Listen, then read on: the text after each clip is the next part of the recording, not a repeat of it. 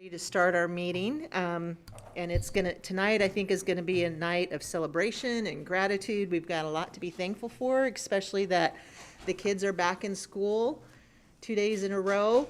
So congratulations, everybody. Because I know a lot of you have worked very, very hard to make that happen. So it was exciting to see the pictures again on social media. So it is 5:30 p.m. and I now call to order the Grand Island Public Schools Board of Education meeting. This is the August 13th, 2020 meeting. Notice of this meeting has been advertised in the Grand Island Independent, which is the district's designated method of giving notice of these meetings.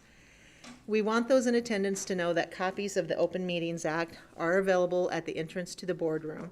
If anyone in attendance is interested in addressing our board, you are welcome to do so. We simply request that you complete the appropriate form and turn it into us now so that you may be recognized during the public forum part of our meeting. And these forms are also located by the entry doors of this room. Dr. Dexter, will you please call the roll? Mrs. Albers? Here. Mr. Barsonas? Present. Dr. Brose? Present. Mr. Brown? Present. Mrs. Inc? Present. Mrs. Gordemaker? Here. Mrs. Hinkle? Present. Mrs. Schutz? Here. And Mrs. Wolf has called in absent. Yes. And for board members, just because again, we're away from our things possibly, they are switched up to yes. So if you ever need to change your vote, you just have to go move there, so. All right. Agenda item 3 is our mission statement. Mrs. Schutz, will you please read that for us? Every student, every day, a success. In educating students, we teach hearts as well as minds.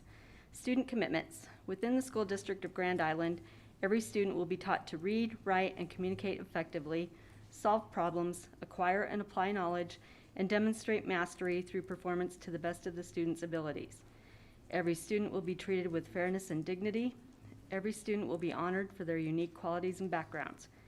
Every student will experience a sense of belonging, contribution, and success, and every student will develop responsibility and show respect for others as well as oneself. Thank you. Agenda item 4 is the public forum, and I do not see that anyone is here to address the board. Is that correct? Okay. So we will move on to agenda item 5, which is the consent agenda. And on the consent agenda is 5.1, the minutes from the previous month's meeting, the public hearing on July 9th, 2020, and the regular board meeting, July 9th, 2020. Claims as submitted, staff adjustments as submitted. 5.4 is treasurer's report as submitted. 5.5 is contracts as presented, which includes 5.5.1 CCC/GIPS memorandum of understanding, and 5.5.2 CCC GIPS interlocal agreement, 5.5.3 GIPS COVID-19 student handbook addendum, 5.5.4 maximum healthcare contract 2020 and 2021, 5.5.5 the hearing clinic agreement for special education audiology services. 5.6 are the policies, including 8650 participation in extracurricular activities on final read, 1111 equity in Grand Island Public Schools on first read, 7850 animals in the school on first read, 8320 compulsory attendance ages on first read, and 9211 district annual report on first read. 5.7 is change orders as documented, 8 is approval of agenda as submitted, and 9 is this grant report. This is a consent agenda as published. Would anyone like to remove any items or add any items to the consent agenda? Does anyone have a potential conflict of interest on agenda item 5.2? Doesn't look like it. Does anyone like to make a recommendation? Dr. Brose. I move that we accept the consent agenda as presented. And is there a second? Second, Mr. Brown. Any discussion? Please vote. Motion passed. All right, thank you. And now we'll move on to special recognitions. Sorry, just a second. The first one, I lost my spot, is the recognition of students who scored a 4 or a 5 on one or more AP exams taken during the spring of 20. And Dr. Palmer. Good evening. I might need help with plugging in because I'm afraid my computer might die right in the middle of this, but got my fingers crossed that we're good to go. All right, good evening. I hope that you had the opportunity to see the names and recognize the students before the board meeting started. Wanted to make sure that we had all their names visible and out to the public. I just needed to plug in. I just didn't know which one to plug into. We don't have a power strip. No. All right, better talk fast. Okay, I'm gonna talk fast. All right. So I'm here tonight to recognize our students for their advanced placement scores and recognize them for the great accomplishments that they have had. Everything okay? Very good. As you know, we had a little bit of a different year last year for our students with taking their advanced placement test. Elise kind of, attest to that as well. With COVID-19, typically our students come in and they take the test on campus or actually at the Neal building. We schedule it. It's very structured and organized. Because of COVID-19, they actually had to take their assessments online. And so very proud of our students and all the continued effort that they had to continue their learning through the pandemic, through the school closure, and make sure that they were able to take those tests because it did benefit them in the end, as Elise can attest, that they have some college credits now as a result of that. So thanks to the students for all their hard work and for their parents' support. So just to give you a little bit of data, the total number of students that took AP tests at senior high were 176. There are a total of 274 exams, and you can kind of see the breakdown of, where students kind of fell with their scores on those exams. Here's a 5-year score summary. So, from 2016 to 2020, you can see that, as we've continued through the years, although this year we had less number of students that actually took the test, it definitely was a choice and an option for students because it was online, but we had more students score 3 or higher. So that's always great to see that our students are doing better and better as they take the exams, which means we're preparing them and providing them with rigorous instruction in order to prepare them. So here are the subjects and then the AP score reports. So you can see all the courses that we offered AP advanced placement test opportunities for students. And that continues on to the next page. And of course, we have a high number of students who really like the world history, the government, the microeconomics courses are very popular. And then I think the other one was English language composition. So those are really popular AP courses that students have been taking. But we are continuing to encourage students to take more and more. And of course, this next year, we've added some dual enrollment to some of our advanced placement courses as well, which is an additional incentive. So I'm going to just get into the names of the students that scored a 4 on their advanced placement tests.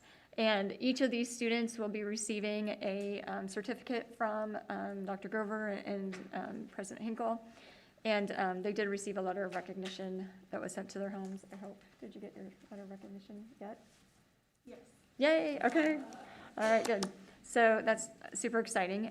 So yes, look at this number of students. It's pretty impressive, pretty exciting. I hope they're at home live streaming in with us tonight and that they can see their names out here and be proud of these accomplishments, because it's just, typically we'd have them come up and we'd show them off in front of the Board of Education, and unfortunately, due to our current situation, we wanted to make sure and celebrate them in a live way. So lots of students scoring 4s on their advanced placement tests. And then these are students that scored a 5 on their AP tests, which is very difficult to do. And I think last year I might have shared some percentage numbers about, what is the percentage of students that actually do score a 5, and it's a very low percentage of students. So what a great achievement and accomplishment for these students.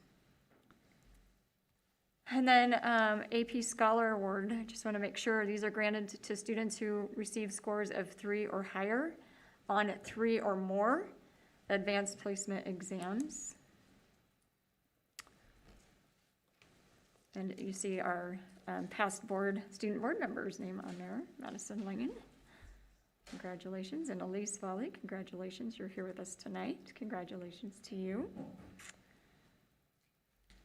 And then our AP Scholar with Honors, and they are students that scored at least a 3.25 on all their exams taken and scores of 3 or higher on 4 or more of these exams.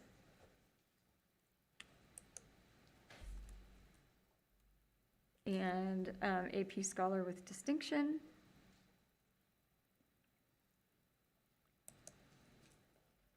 And these students received an average score of a 3.5 on all AP exams and a 3 or higher on 5 or more of these exams.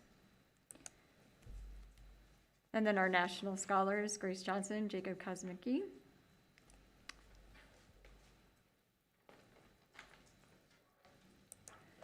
And they are granted, this National AP Scholar Award is granted to students in the U.S.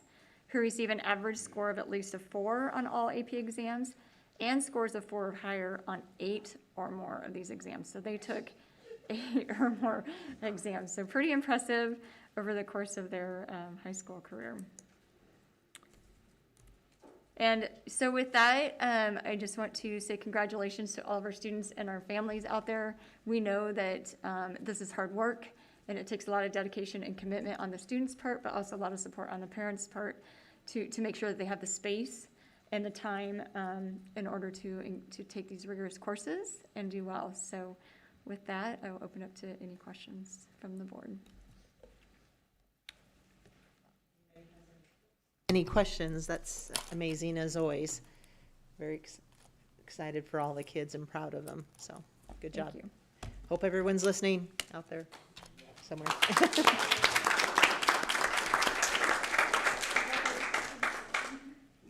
Okay, now we will move to 6.2. Some bittersweet news.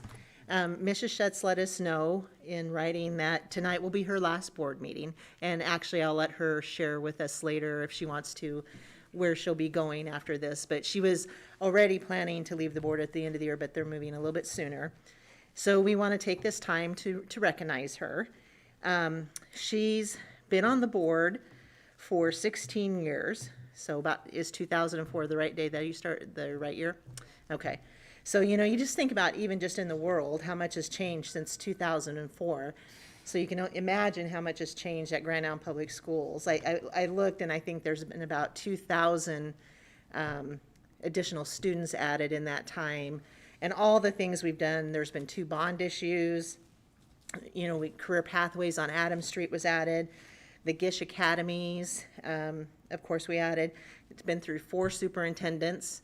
And just, if you sit there and try to think about everything that we've done in that amount of year, it's a little bit mind-boggling. But she's been very involved in a lot of different committees and special committees. She gave time on the state school board as well, which you're going to hear about that in just a little bit as well.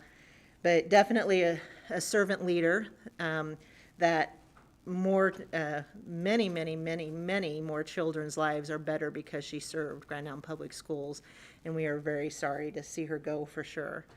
I'd like to share John Spotts, who's the executive director from the Nebraska, I just promoted him. The Nebraska School Board Association shared something with us. Heidi, on behalf of the NASB staff, as well as the current and past members of our board of directors, many of which you served alongside, thank you. We thank you for your time, energy, and dedication to students as a member of the Grand Island Public Schools Board of Education. We also thank you for your role in advocating for students across Nebraska as a 9-year member of our board of directors, including 4 as an officer, and of course, your year as the association president in 2015. We will miss seeing you and Clay throughout the year at our various events and networking, and we wish you 2 the best in all your future endeavors. So I think there might be a few others that have something they want to share. Does anybody want to start?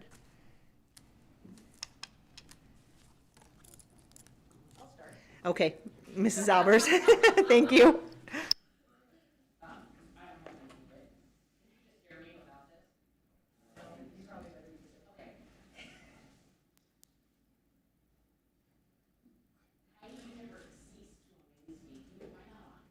Oh, sorry, I'm voting. So, so, yeah, no, you can't leave. I have just been so impressed, and don't laugh, by your attention to detail. Your ability to manage a lot of different facts and just to really be able to read between the lines, but also read the lines and really decipher what something says. That's a skill I have to constantly work on, and it just comes with such ease for you.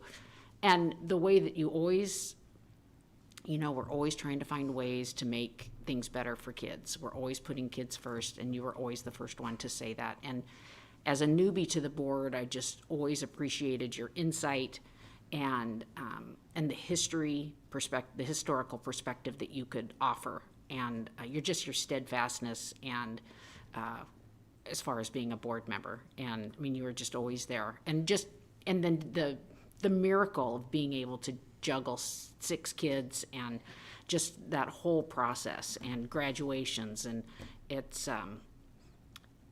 you're just a mighty woman, and it's been a blast being on the board with you. So thank you so much.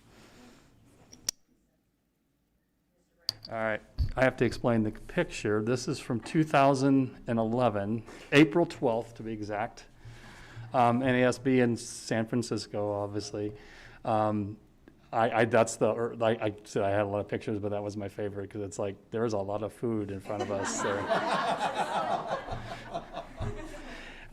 In the next picture, that was our silverware, if you remember. And Heidi, I am giving you the missing spoon. Just to let you know. Yeah, well, you're getting it because that's the way it's going to be. Heidi, thank you for your service to all the children of the city. It's been a pleasure working beside you for 16 years we've been together. So again, congratulations. I look forward to hearing about your next page in the next chapter. Thank you. Man. I didn't want to go first. I was trying to hold the tears back here, but for you set the bar pretty high, and thank you for who you are. We've talked a lot about DEI or inclusive and equity work, but I don't know if you remember, and I don't remember how this came about, but within the first couple months of me joining, there was a conversation of, sometimes I felt awkward coming to the meetings, and I didn't know if the silence was because I had missed the meeting or what happened. And just kind of explain that culturally, me being Mexican by birth, we are very, hey, let's catch up about the family, how things are going. And we were standing on that aisle back there, and you stopped and said, hey, so what do we need to do? What do I need to do? So from that moment on, I knew that I was in the right place, and it made a difference in staying on the board and knowing that, hey, we're trying to make things better. So I've appreciated always the way you approach things during executive session, during open session, and everything we do. I'm always listening and looking at the way you look at things. And I have 4 children and many pets and many jobs to handle. And the times that I felt like, I don't know, maybe I should give up, and then thinking, man, Heidi and Clay are doing all this, Not only does she have 6 children, she's also managing Clay, and so that encouraged me to keep going. So thank you for always just having just the passion of what you're doing, and thank you for being who you are. Really appreciate it, and wish you well. Thank you. Dr. Bros. Well, I can't guarantee that I'm going to get through this. But the night that Heidi sent the note to us, I sent her a private note. And the one thing I said to her is that you've always had the courage to address the elephant in the room, that she will ask questions that maybe the rest of us are afraid to ask, but questions that need to be asked. And then I said, I think I'm going to have to start stepping up to the plate in your absence. 16 years is going to leave a big hole in this organization. You have so much history with the board, the district, and you just can't always buy that, and you can't always find it. But knowing you, Heidi, when we needed it, we got the best answer and an honest answer. There was never any wondering where you stood about something or where things were historically. So thank you for that. You've been a great mentor to me. I have a message from Erica, or Ms. Wolf, who wasn't able to be here this evening. She says, "Tell Heidi thank you for helping this newbie feel welcome. I have learned a lot from her and will miss her." All right. Okay.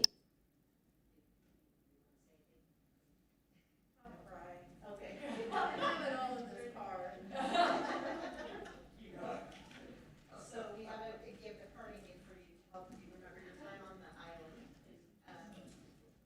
This is Order Maker, know someone who did that, so you might want to open it and take a look at it if you can, because it's pretty special, and hopefully it will be a really good reminder of your time with us. And for the school district as a whole.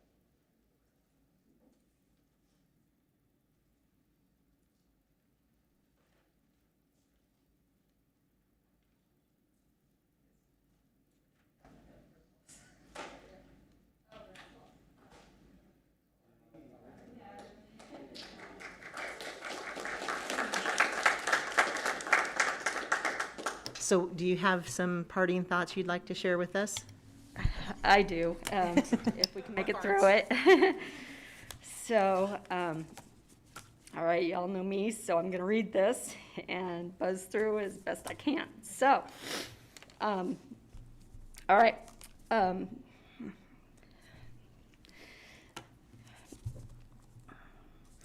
I've known for some time that this day would eventually come, but it seems to have snuck up on me a little sooner than I anticipated. And while I'm very excited to begin a new phase in my life, it also comes with great sadness and apprehension. When I sat down to reflect on what I wanted to say this evening, I struggled. The words wouldn't come. And of course, you all know me, the emotions have been overwhelming. So when I tried to sort out the emotions, the one that kept creeping into my thoughts was pride. I am so proud to have had the opportunity to serve our district and our community for the past 16 years. I am very proud to have spent 9 of those years on the state level with the Nebraska Association of School Boards. I'm proud of the relationships and partnerships that I've forged and the great work we have done, from Success Academy and Skills Academy to bond issues and new buildings, from all-day kindergarten and expanded preschool offerings and our equity framework to our awesome high school academy model, extracurricular activities, sports, and extended learning opportunities, and so much more. I'm proud to have served with such great leadership, including 21 other Board of Education members, the best superintendent in the state, and a spectacular cabinet and district staff. I'm proud to have seen some 8,800, give or take, graduates walk across our stage, even virtually, including 6 of my own children and my 3 stepchildren.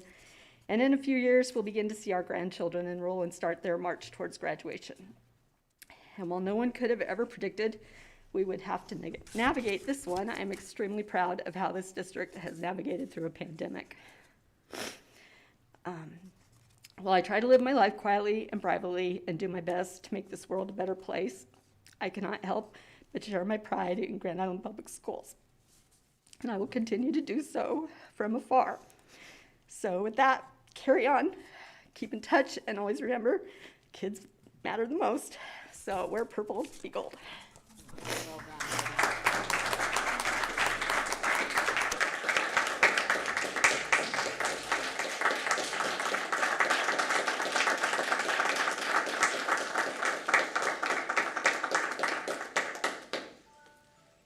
So, and just to update everybody with what I'm doing, we will, as of tomorrow, be empty nesters. And so we probably for the last year or so have been trying to decide what we want to do with our lives and where we want to go. And we are going on a new adventure, moving to Kansas City area. I'm going back to the lab world. I'll be an assistant manager of a large lab outpatient family practice group, 50 physicians that have 9 clinics throughout the metro area.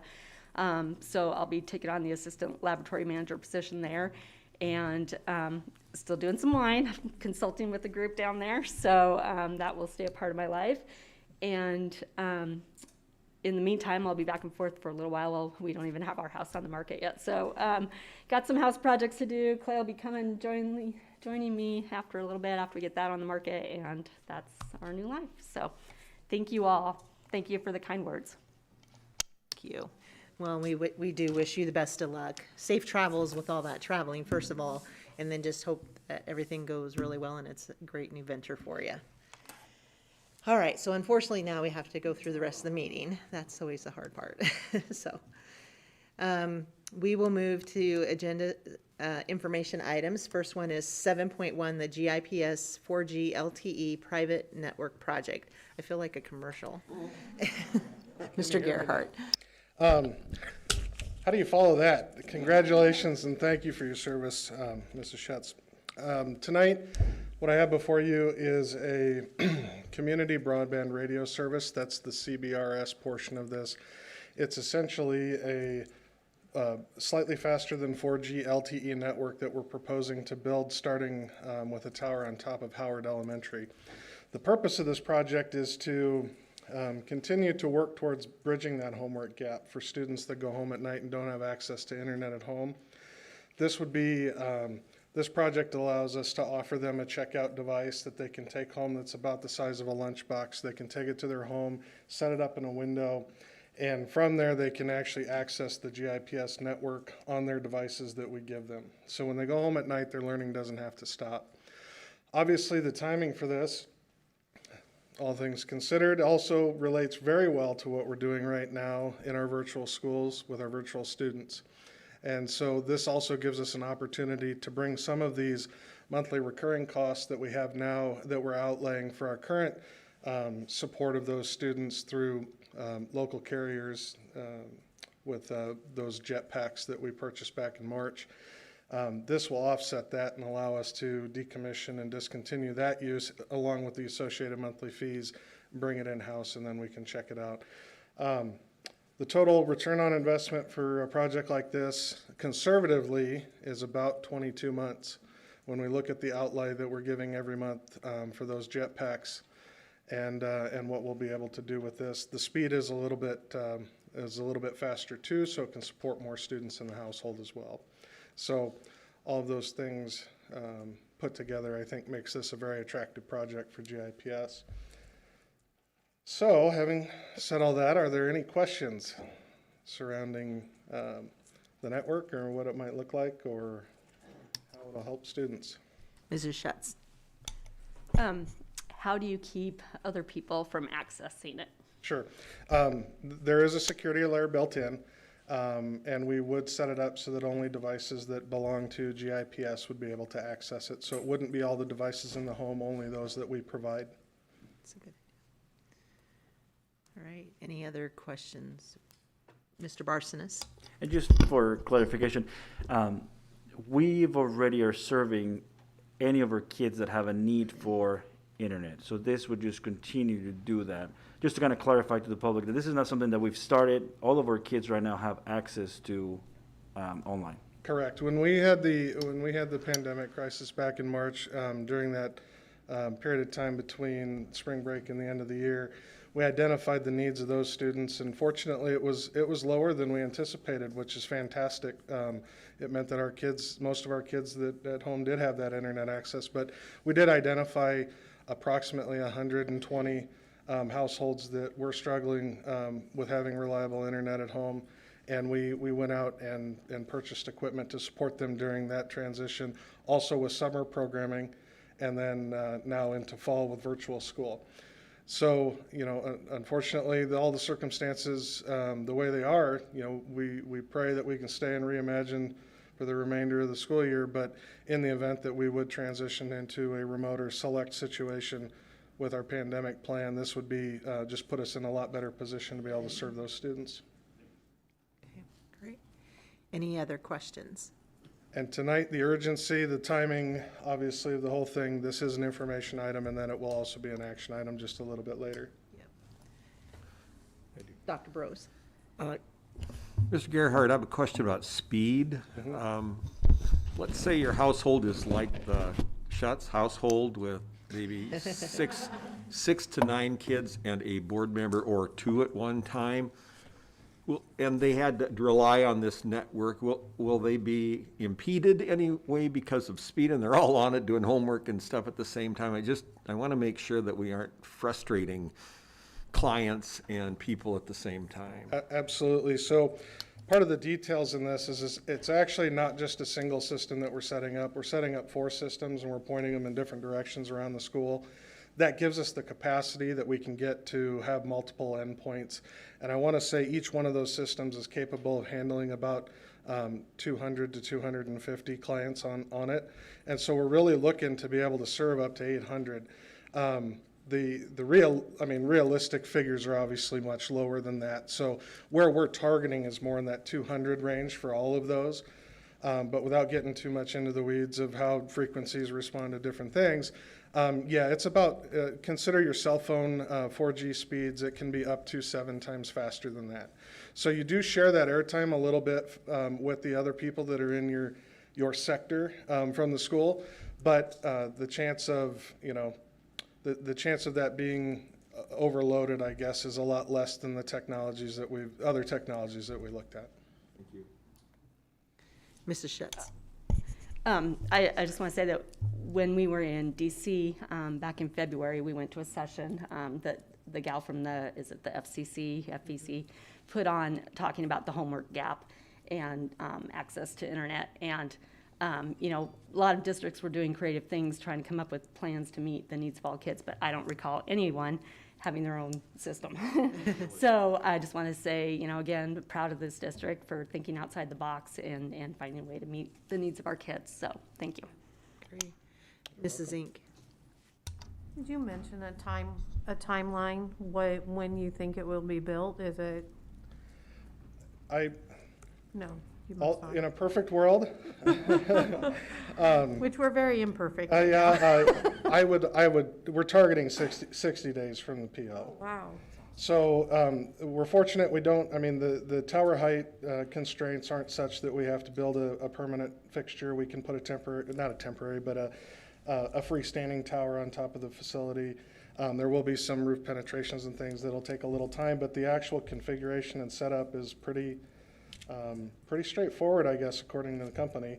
But again, it's something we've not attempted So then, before. as they access this, they would be able to go out to any sites they could if they were on the school's network? Correct. It would be just like handing them a cable from our school that says Okay. plug into your computer. Awesome, thank you.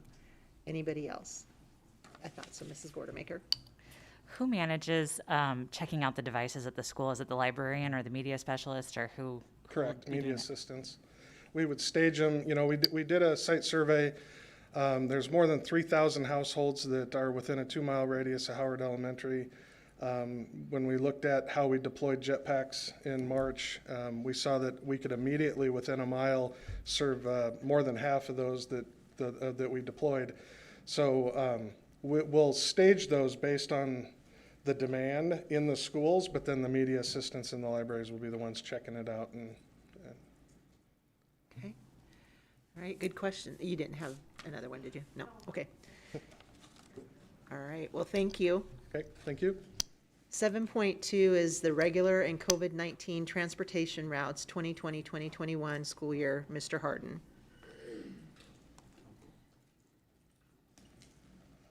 Well, good evening. We're going to start with the past in mind. So if you would take a look at the 1920 routes Oh, spreadsheet. didn't want to do that, I don't think. Oh, Lord. Actually, sure. I have no idea how to make that big enough to actually read it. There, but then I Then Oh, you there can't you see go. the whole thing. Well, I can't read it on my computer, so. Just kind of scroll to the bottom there so we can see the totals. To the very bottom, okay, Well, not the- right there, just to the right a little bit. this way. Perfect. All right, so kind of the key number there is the fiscal year 1920 total. You see it's about 1.4 million and some change, right? And so that was what you approved last year, basically, at this time. And of course, with COVID-19, the March payment was made and we kind of stopped. So that's how things ended for the 1920 school year, because this is based on a per day of service and then monthly kind of flat dollar amounts over 9 months, basically September through May with a upfront payment in August. So that's where we were last year. So let's go ahead and close that down and open up the regular routes for 1920. Same kind of, just a little list of, because the routes are actually all the same. What's really just changed is we have a 2.5% multiplier for cost increase as an automatic part of the contract. This is was supposed to be the year that we went out for proposal, but again, because of COVID-19, we decided not to do that. And so we just renewed it for a temporary basis for 1 year. So everything flows forward through that. And so there you go. So there you go, 1.511 million, so 1,511,000 up from the prior amount that I just showed you, apples to apples, oranges to oranges kind of thing. So if it was a normal year, we'd stop there, and that's pretty straightforward. I don't think there's a lot of controversy there or any issues. And so the thing that is new and different is the COVID-19 impact on transportation. Of course, clearly identified as a huge barrier for our kids, the fact that we have to maintain social distancing, we need to maintain hand washing, we need to maintain masks, so we need to have double the routes, and we need to have those routes with not only a bus driver but a para to help facilitate that process and keep everything running. So the attachment here then is another 1.135, so 1,135,000 on top of the 1.5 that we just talked about. So that's coming from the CARES Act money, so the federal government's helping us out with that bill, but that is over and above, that's more than half the resources. We got $2 million from the CARES Act, and we're investing over $1 million of it into additional transportation. Now, what I'll tell you is hope springs eternal, so I don't know if any of you think we'll have a vaccine anytime soon. I would say who knows, but all I'm saying about that is if and when, March, April, whatever, 2 days before the end of school, if we have this thing under control and we don't need those services, it's a per day contract just like everything else. So Roger Steele reviewed that contract as we kind of got into this and had that language all nailed down kind of thing. So that's what's in front of you. Of course, this time of year is pretty late for us to approve that. Usually we have that done as an info action and all signed and sealed and delivered by July. Just with the COVID and everything else, it was impossible to get this in front of you before then. So it's info and action at this point in time. So with that, I would conclude my comments. Okay, are there questions? Mrs. Zink. So pretty much for every route, we're doing 2 routes instead of 1. Is that? Not every route, but I Almost. mean, for vast majority, all but a few, yes, pretty much. And with, the driver and the para, and, yep. And kudos to Dr. Dexter, she worked really hard to nail that down and really ferret that out, and so she gets some bonus points on that, and everybody should give her a COVID high five for Dr. Dexter and all her effort. Not easy, for sure, so, and not terribly cheap either, but it's the right thing. I think somebody that I highly respect and am going to miss dearly told me once that it's all about kids. Yeah. So it's all about kids. And I just have to share that central office has really helped me out a lot. We just knew that, first time with mask, hand sanitizer, 1 kid to a seat, having to sit with assigned seats. We just knew it would be kind of overwhelming for buses and drivers and paras, but all observed happy, supportive bus drivers and paras. And I mean, they were welcoming kids on the bus and just, I mean, it was cool to see. So. Awesome. That's good to Yeah. hear. Mrs. Schatz. So, hate to be the Debbie Downer, but is there any worry about the CARES money coming through? And where does it reside right now? Well, the CARES money resides in the governor's back pocket, and no, he can't touch it. So kind of like the viral video of the guy going, can't touch it, you know, kind of anyhow. It's actually 2.1 million that we receive, but because of the way the CARES Act was written, the non-public schools have to get 100,000 of that, and so they're doing the same kind of things we're doing, just at a different scale. And so that leaves the 2 million, and it's an entitlement. And it's literally in the state's bank account. We have to apply for it, and then we get it. And now the thing is, it goes through like September of 2021. So that money is going to be spent this school year or plus, and let's hope we have it under control, because after that, no additional dollars. So I would just thank you for bringing this forward, and I would just like to, I've seen some comments on social media about why we can't do middle school extracurriculars, and I would say that this is a large part of it. This is additional 1.1 million just to get kids to and from school. If we had extracurriculars in middle school, we'd have to do more of that. And so that's a large part of it, unfortunately. And the main thing is we want those kids in school. So appreciate those decisions that were made that are very hard to make. So, all right. Anybody else? No? Okay, thank you. 7.3 is the, what happened to my thing here? Sorry, just a minute. Proposed.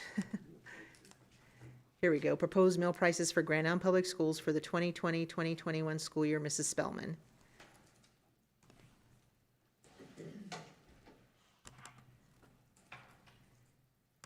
Good evening. Hello there. Well, this is pretty much the yearly thing. In the past, we've been raising meal prices by about 10 cents per year, and that is due to a federal mandate that we try to maintain our prices so that the free programs, the free meals, do not subsidize the paid meals. And so in a nutshell, that just means that we can't keep our paid prices low because our free meals are taking care of some of those dollars that we get from our reimbursement.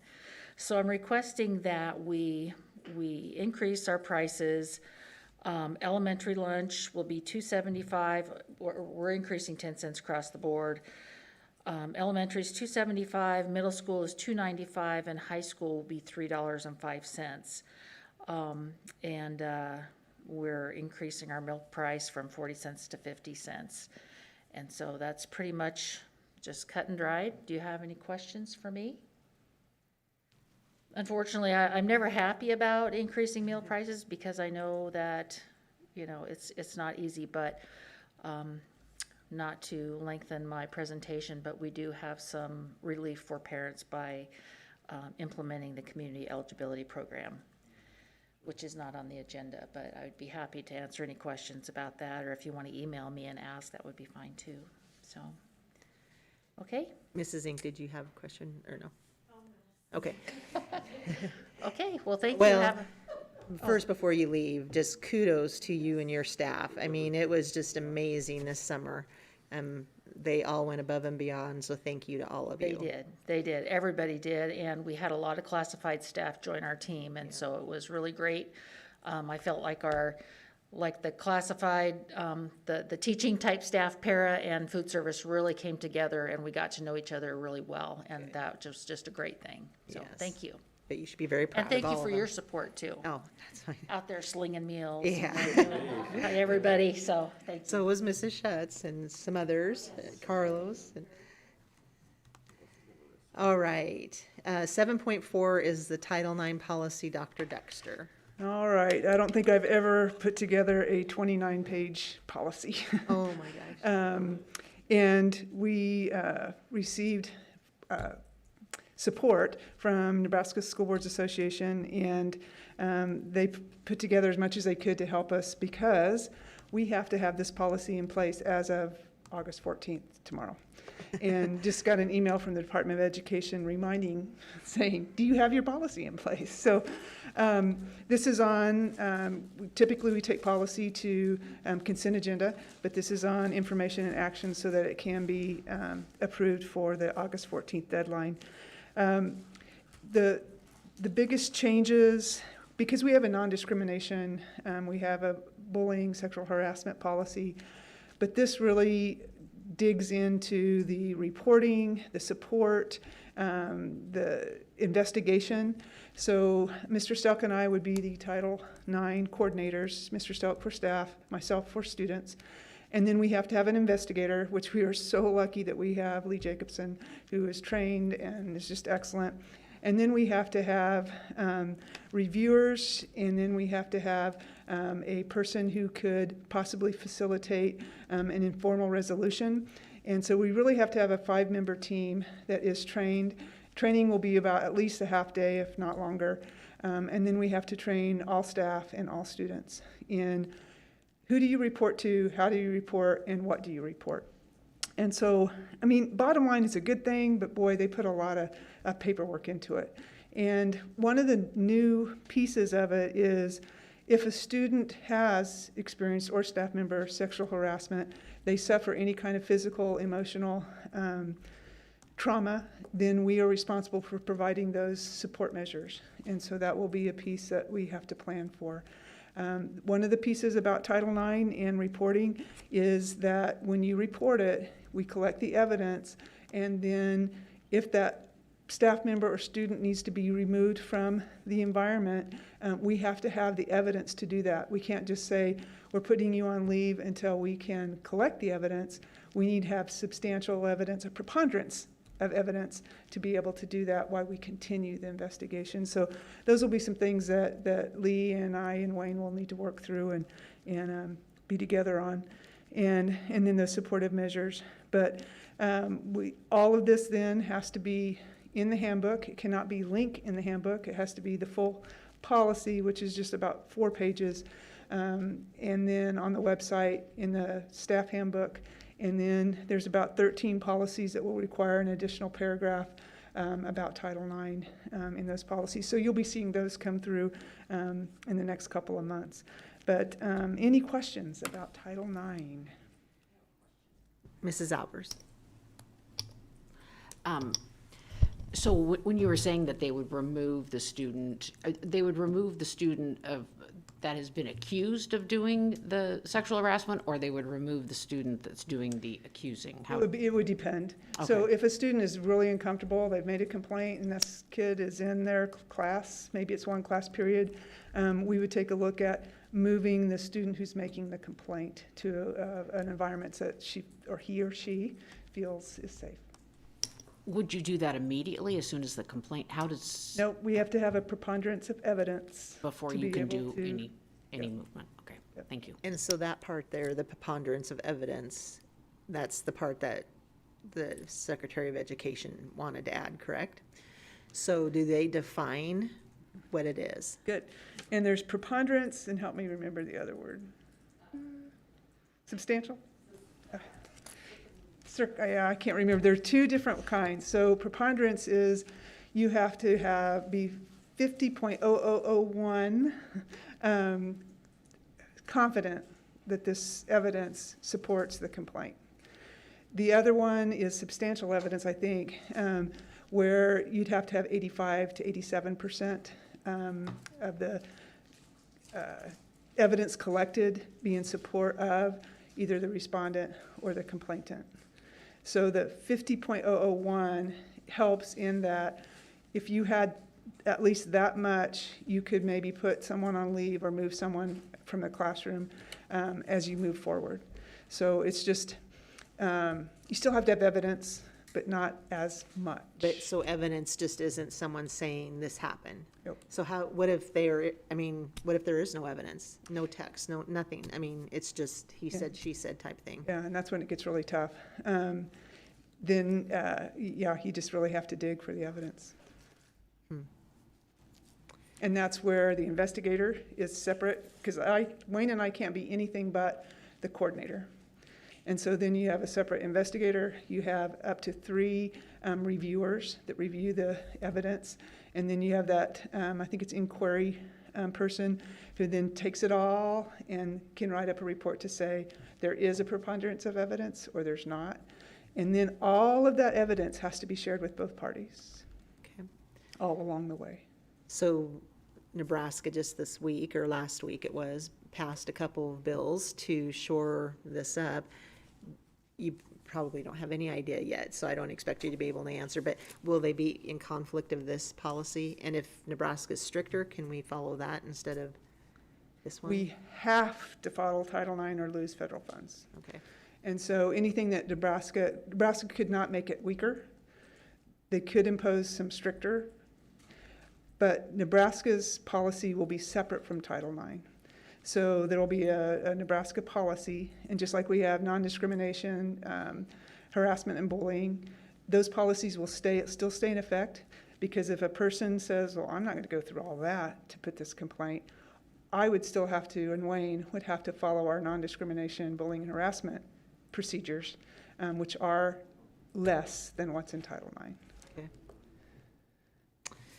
All right, well, thank you. Yep. Mr. Schetz.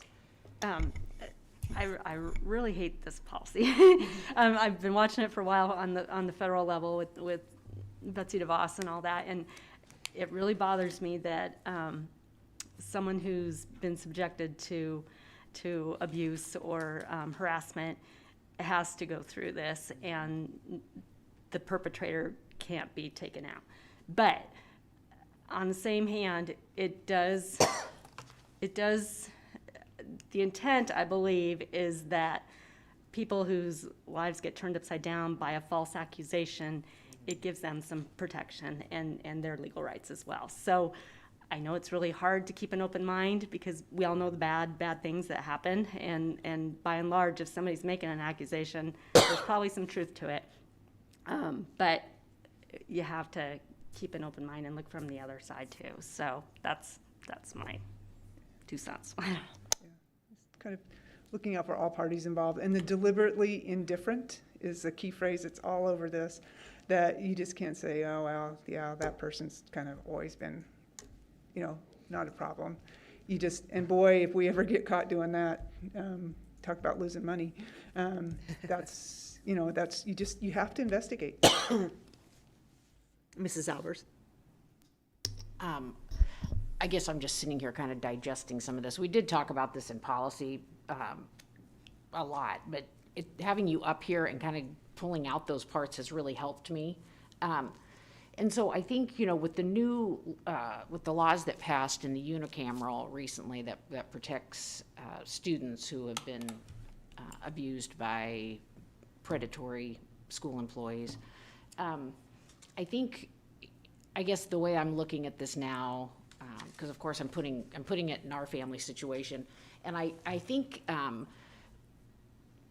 with those new laws, our family can file a report. We can call the police. We can do that separately. So I mean, just to your point that it's a victim shouldn't have to go through all these steps either.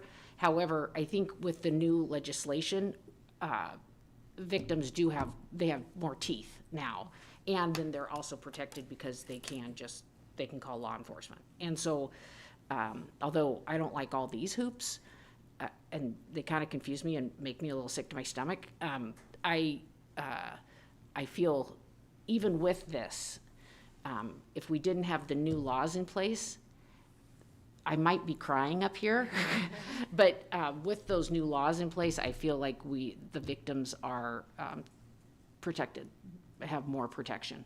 And at some point, the family will, if they're in a class with, the person that harassed them or assaulted them, then the family steps in, the parents step in. I mean, that's what I would do. I would remove my child from that situation.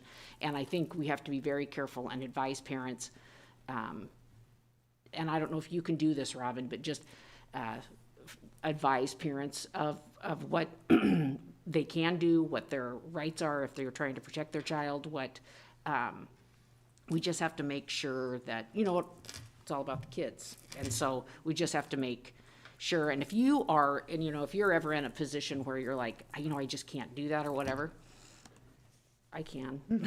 So, I just. No, because you've not been appointed the coordinator.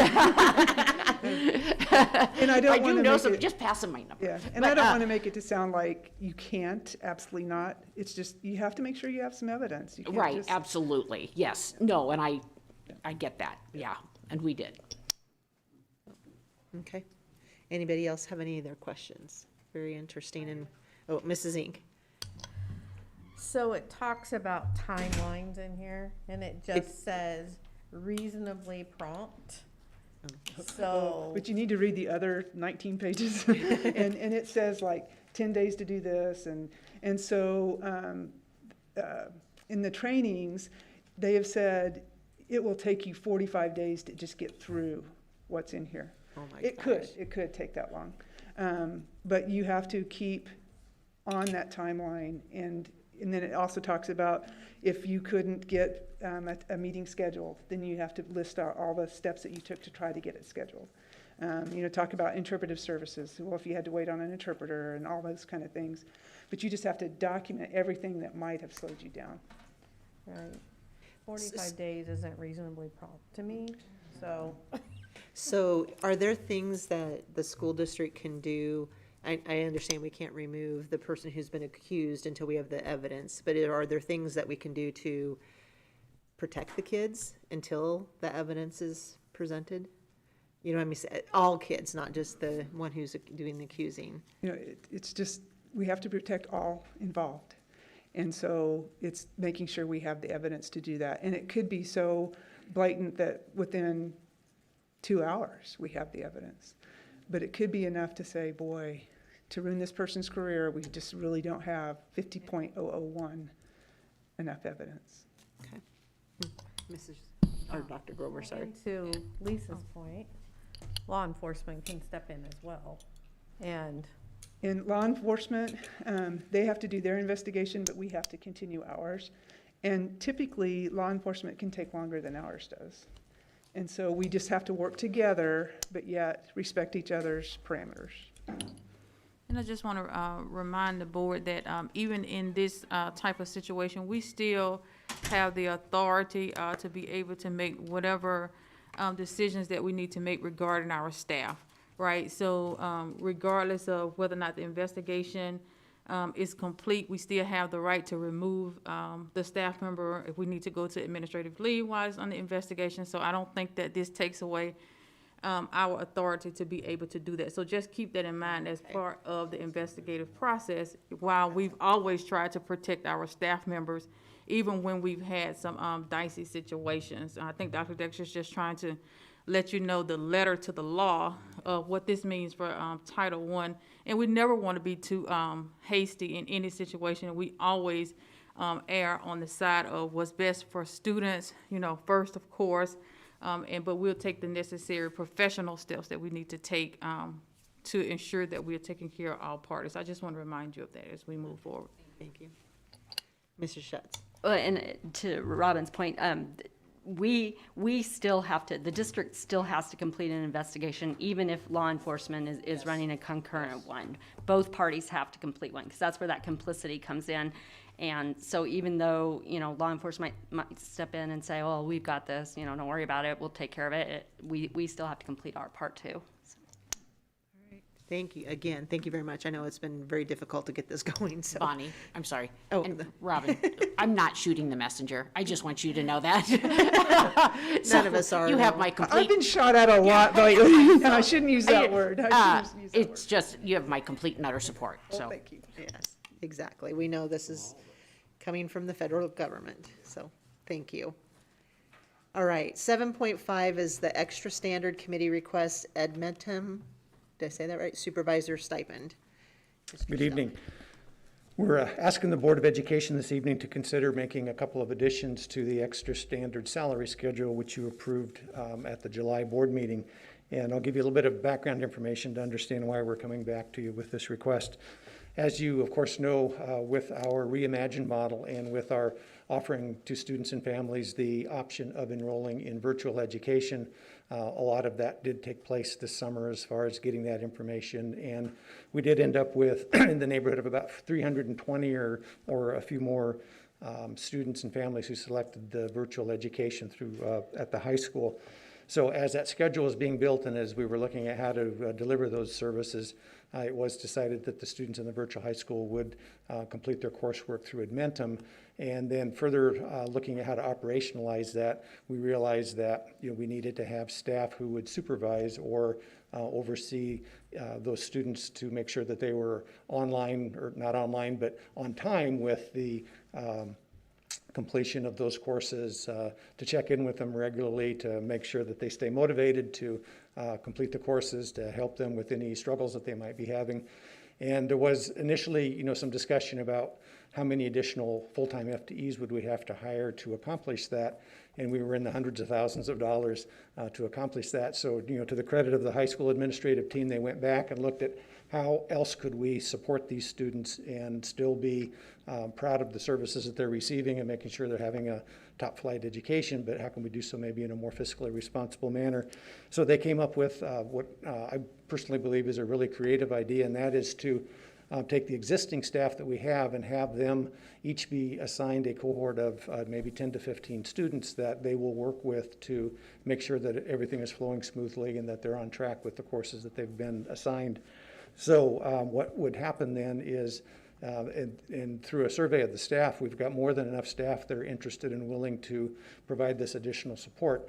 It would be extra work that's outside of their normal schedule. It's not part of their regular scheduled, so they'll still have a full teaching load throughout the day, but then they would have these additional students that they would keep track of and follow up with. So as we looked at how we would respond or compensate these staff for these additional responsibilities, we felt that the extra standard salary schedule was the best way to recognize those additional duties and to encourage staff to apply for and accept those responsibilities. So what we're recommending is a position on the extra standard salary schedule at the category 5, which would be on an annual basis about, I think it was $3,500, $3,407, something like that.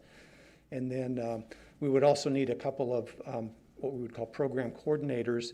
And these are people who are already familiar with the Edmentum program, and they would serve, if you want to think of like an instructional coach that we have in our buildings, but they would help the staff that are currently learning how to supervise students on Edmentum and work with the Edmentum program, as well as they do a lot of the back end work that requires, as far as that kind of like the liaison of information between Synergy and Edmentum, and bringing all that together so everything's recorded appropriately.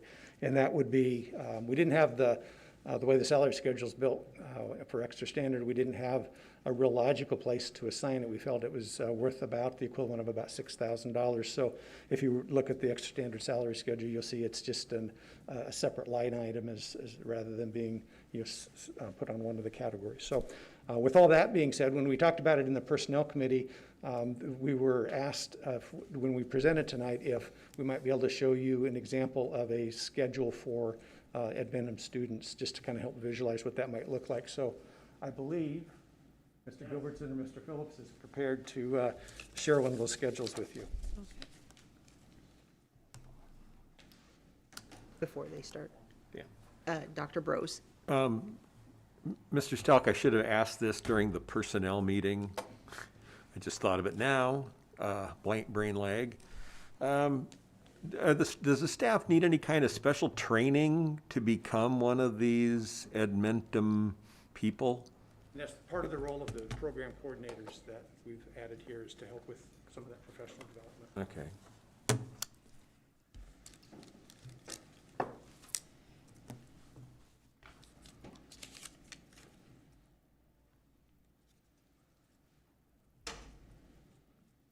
Is there a trick for this? Waiting for my slides. Mr. Gerhardt, can you? Help me.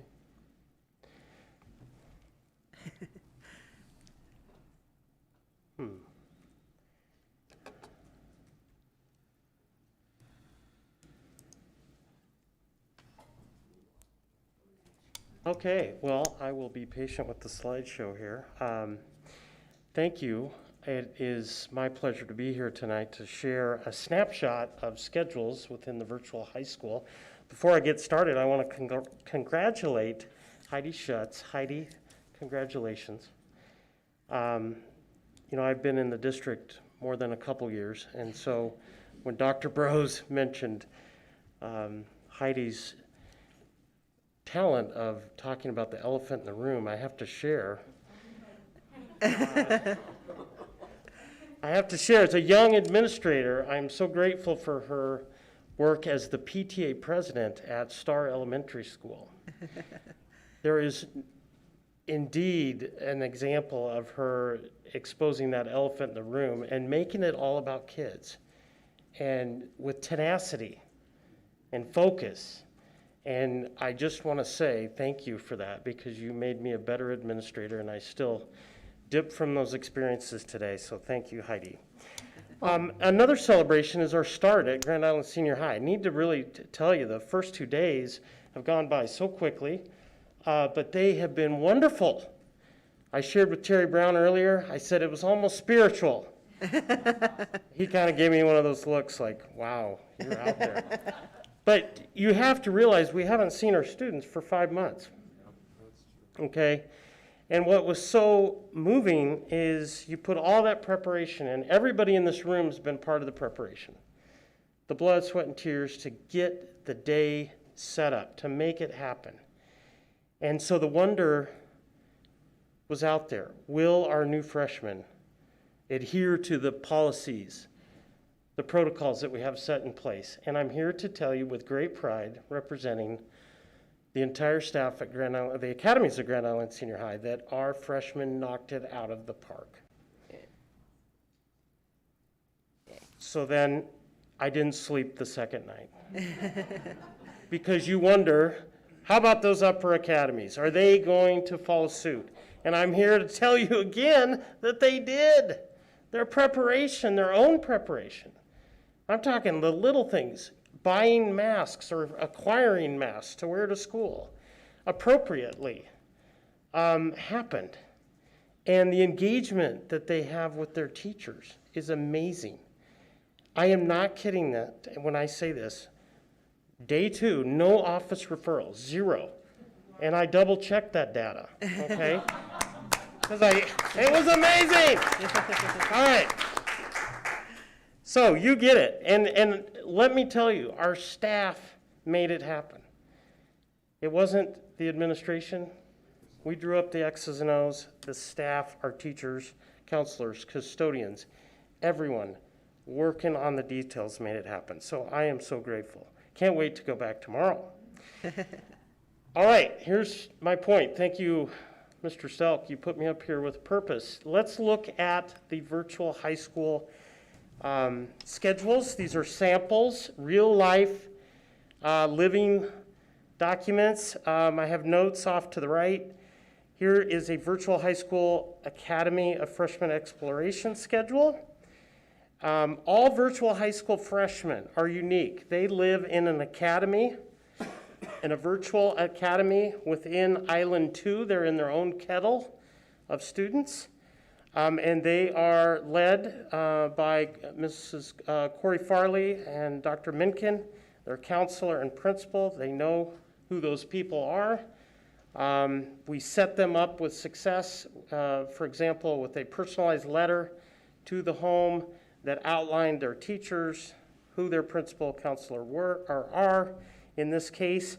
And so the VL designates their virtual classroom experience, where students experience a synchronous instructional platform in that virtual classroom. They are literally in the virtual classroom with their peers. They have one other platform, and that's EdMetum.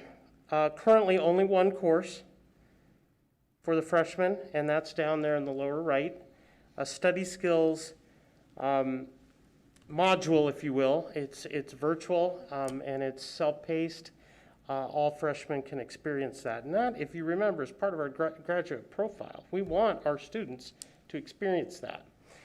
And somebody said to me, don't let a good pandemic go to waste. We're not. We're staying true to our graduate profile and all the experiences that we can provide students.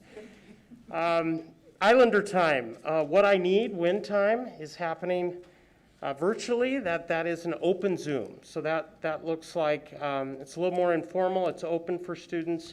They have a student, or each student has a teacher assigned in that Islander time.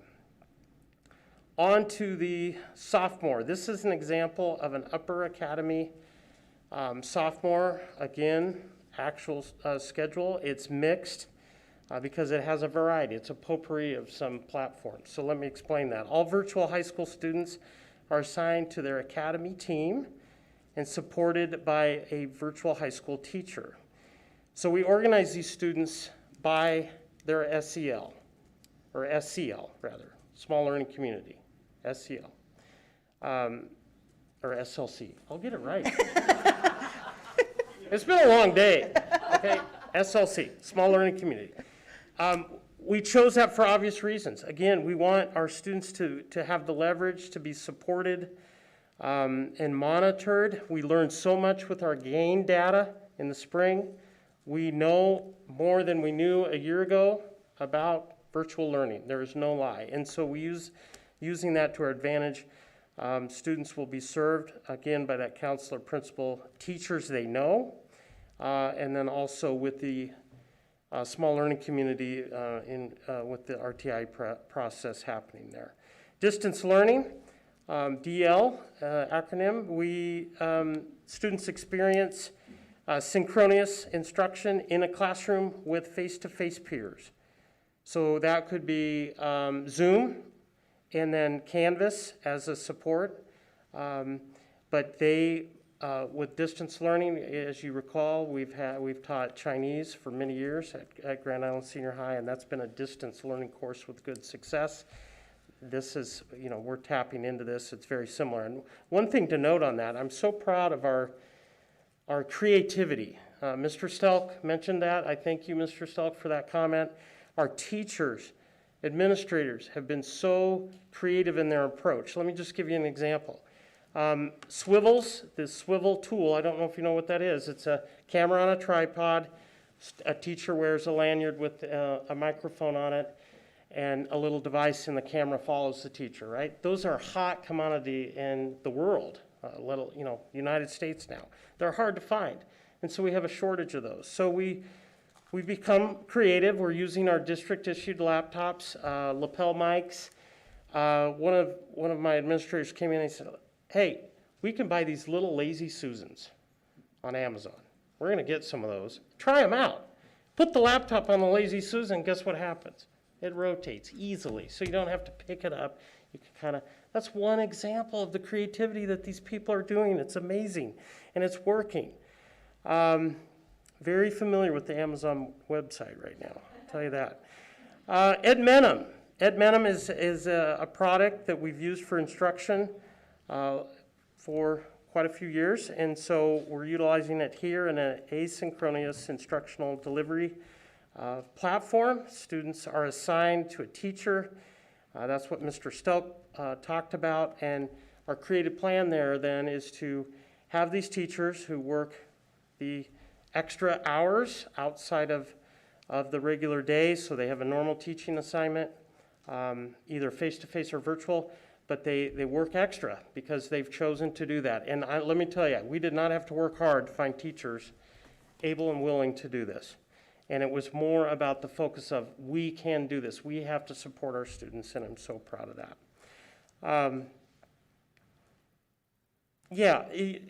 Edmenum works well because the students are assigned in that module. It's self-paced. It's a course it's very rigorous in nature, and they have an assigned teacher, right? So they are, even though they're self-paced, their teacher is checking on them constantly, setting goals. So they really have the best of both worlds in that scenario, and I want to talk about that a little more when I talk about this junior example. Okay, this is a junior, real live schedule, and the curriculum aligned in Ed Menem is aligned with content standards, rich media delivery, so there's videos in there. It's not just, what's the word? Sit and get. It's interactive in nature, and it's built in instructional supports for students with language acquisition, translation is available, note-taking guides, and then read aloud for special ed students if needed. And these courses, again, are rigorous in nature. In fact, I was talking to Mr. Wickman, and he said, you know, just to put it in perspective, that Algebra 2 class is right in line with our Algebra Honors course, the content. And so if you pair up a teacher that can support that with goal setting, then you're really getting some solid instruction, the best that we can do with that online version. Here's a senior schedule. And by the way, I checked on this. This schedule is actually still being worked on. That block 2 is an open block, and this student is looking at some electives within Ed Menem product that this student may choose to take that will match his pathway. So seniors have win time. They have an open Zoom link available. Talked about that earlier. We don't want to forget that. They have an opportunity every day to tap in and work with somebody on what they need from an equity standpoint. Like face-to-face, students, maybe junior and seniors, may have open blocks in their schedule. That has not gone away. You know, our seniors, we're continuing to encourage teachers students to take full loads, but the open blocks do exist. Students like to work in their lives and get out or experience internships and those kind of things outside of school. So those are the 4 examples that we wanted to share with you tonight. And at this time, unless Mr. Phillips, you have anything to? Okay. I think hopefully did. So we would like to open this up for questions. All right, any questions? Dr. Burrows. Well, I just looked it up on my phone, but in the context of this schedule, what does asynchronous mean? It's a jargonish word. I'm trying to figure out synchronous is live. That's a better way to say it. So if you're receiving live real-time instruction, you're synchronous. So Dr. Burrows is teaching me, I'm the student. We are live, we're real-time, we're right now. Whereas asynchronous might be a taped version of that, or in the Ed Menem version, you're just self-paced within a module. Yep. Yes. Mrs. Albert, Mrs. Albers, you have yours on? Oh, you all 3 do, okay. Where does the capstone project fit in for seniors if they're virtual, or does it fit in, or? Yeah, maybe Mr. Phillips, you want to touch on that? I want to be wrong. Yeah, the capstone, we're still working through that. In the Academy of Medical Sciences, Carly Herkett and Megan Stone have put together a great curriculum that can be delivered throughout Canvas. It's built out to where the student can receive that content through Canvas and then still organize their job shadow, their internship work. With some of the more hands-on, say construction, that capstone will live between their senior English class and the career and tech ed class.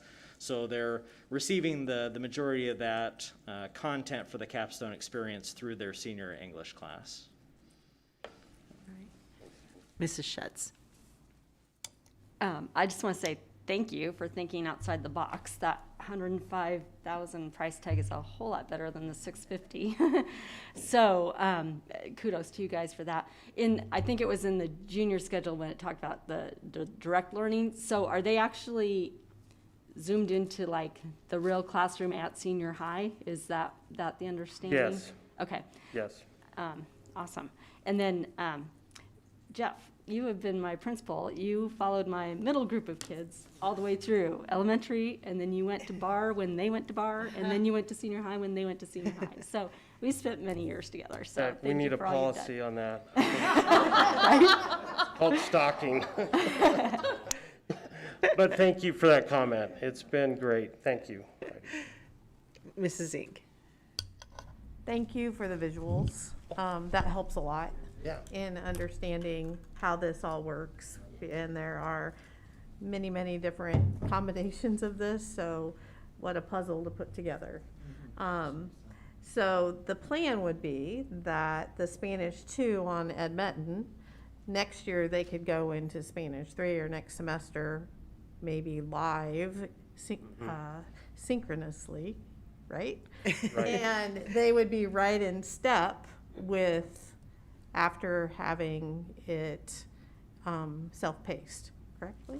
Correct. Yeah, it's a semester commitment. So by design, we can pivot at any time, right? Right. But if we were to go select, these students would stay virtual. So for continuity of learning, we don't want to flip on them and change everything. We'll Correct. stay consistent for at least a semester. Yeah. Right. But if they would choose, and we were able to all be live, or they chose to go back to Grand Island Senior High next semester, they could would join benefit that them, Spanish right. 3 class live and hopefully be in the same spot. Correct. Okay, perfect. You're seeing that right.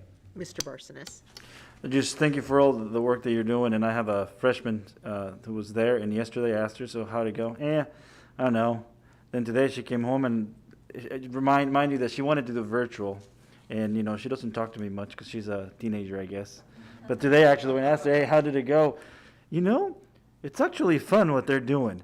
So it means a lot, and that just, thank you for everything you're doing. Appreciate that. Thank you. Thank you. Any other questions? No? All right, great.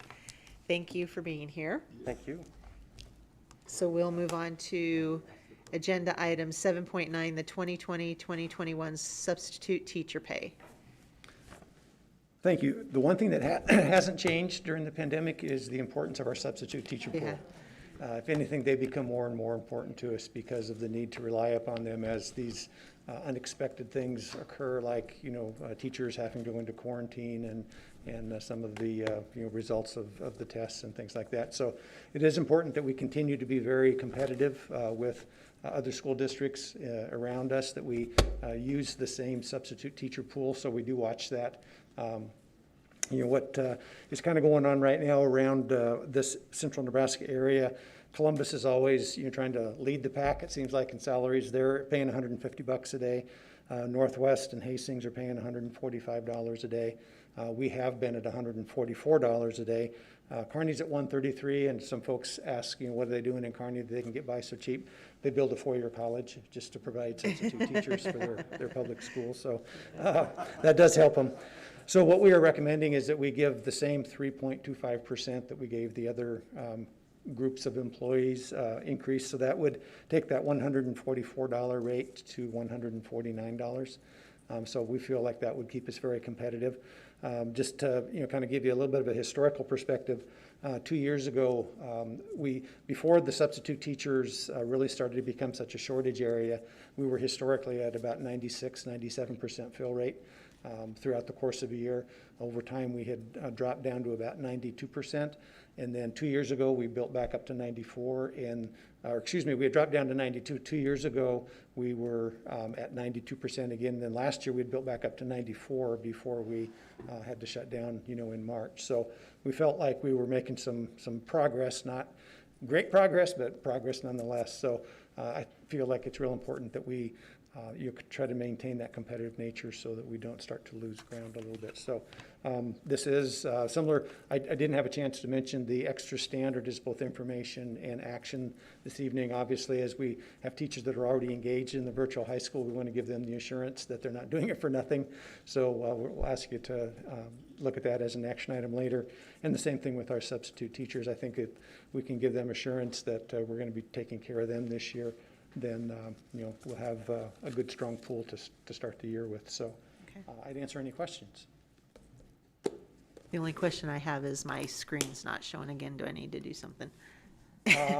When I go back in, I will. Okay, thank you. Nope, it looks good. Thank you for being here. Thank you. All right. So 7.7 is the payment services agreement, Mr. Harden. All righty, well, good evening again. In December, we had you approve an agreement with Tyler Tech and a company called Web something or other. And so we went to go and implement that, and Tyler said, oh, stop. We're not happy with that third-party agreement because we don't think they're going to do all the things we had asked them to do. And so as a reminder, we said we wanted to go to an electronic payment method, and we wanted to have vendors be able to pick between an electronic method where they would get a check issued by the bank instead of a GIPS, where they could get it through ACH, they could get it through a wire, or through a prepaid Visa card. And so we said, that's the standard we want. We want the vendor to be able to pick. We want to be able to send all that electronically. No more writing checks, lower fraud, more cost effective because the vendor can do it for way less than we can do it. And so they went back to the drawing board and now have an agreement with a company called Invoice Pay. Apparently it's the largest company you have never heard of because they're right behind Visa and MasterCard. They are on the business end of things where Visa and MasterCard's on the all of us kind of thing. And so we now have in front of you a vetted agreement between Grand Island Public Schools, Tyler Technologies, and Invoice. Roger Steele looked at it and approved it as it was presented to us. We had no changes. And so this will actually save us money. We're going to make money because the cost that we have for buying our check stock and our printer and our micker toner and all the different things, plus the transaction fees that are reduced from the bank, will actually make anywhere from $35,000 to $45,000. I wish I would say that we were going to get a check. We're going to get a credit back from our accounting vendor. So the nice thing is that's very real money that can apply to the bank or to the support program we do with them every year.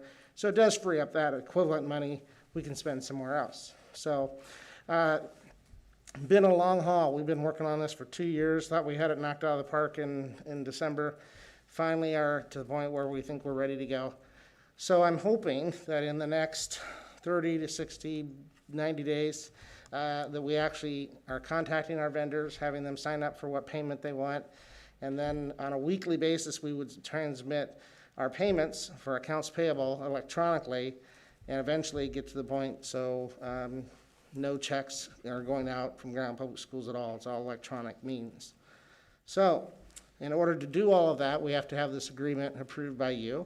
And so that's why it shows both as information and action, because it's kind of a rehash of old business because of the different third-party vendor. So I hope I've explained it to you, but with that, I'll conclude my comments and we can go from there. Any questions? Mr. Brown? I'll just make a comment. Yes, we have been tracking this for at least 2 years. We've been hearing about it at Facility Finance, and it's amazing that we're here now. So let's go pay them electronically. Excellent. Thank you. All right, thank you. All right, 7.8 is the construction update, Mr. Petch. Thanks, President Hinkle. Last year, at the same time, I told you about how last summer was the busiest summer we ever had. Well, throw COVID in there, and that became this summer, so yeehaw. It definitely was a challenge. We actually have some projects, flooring projects that were on the project list, like Dodge and Westlawn, we still are not complete with because of that.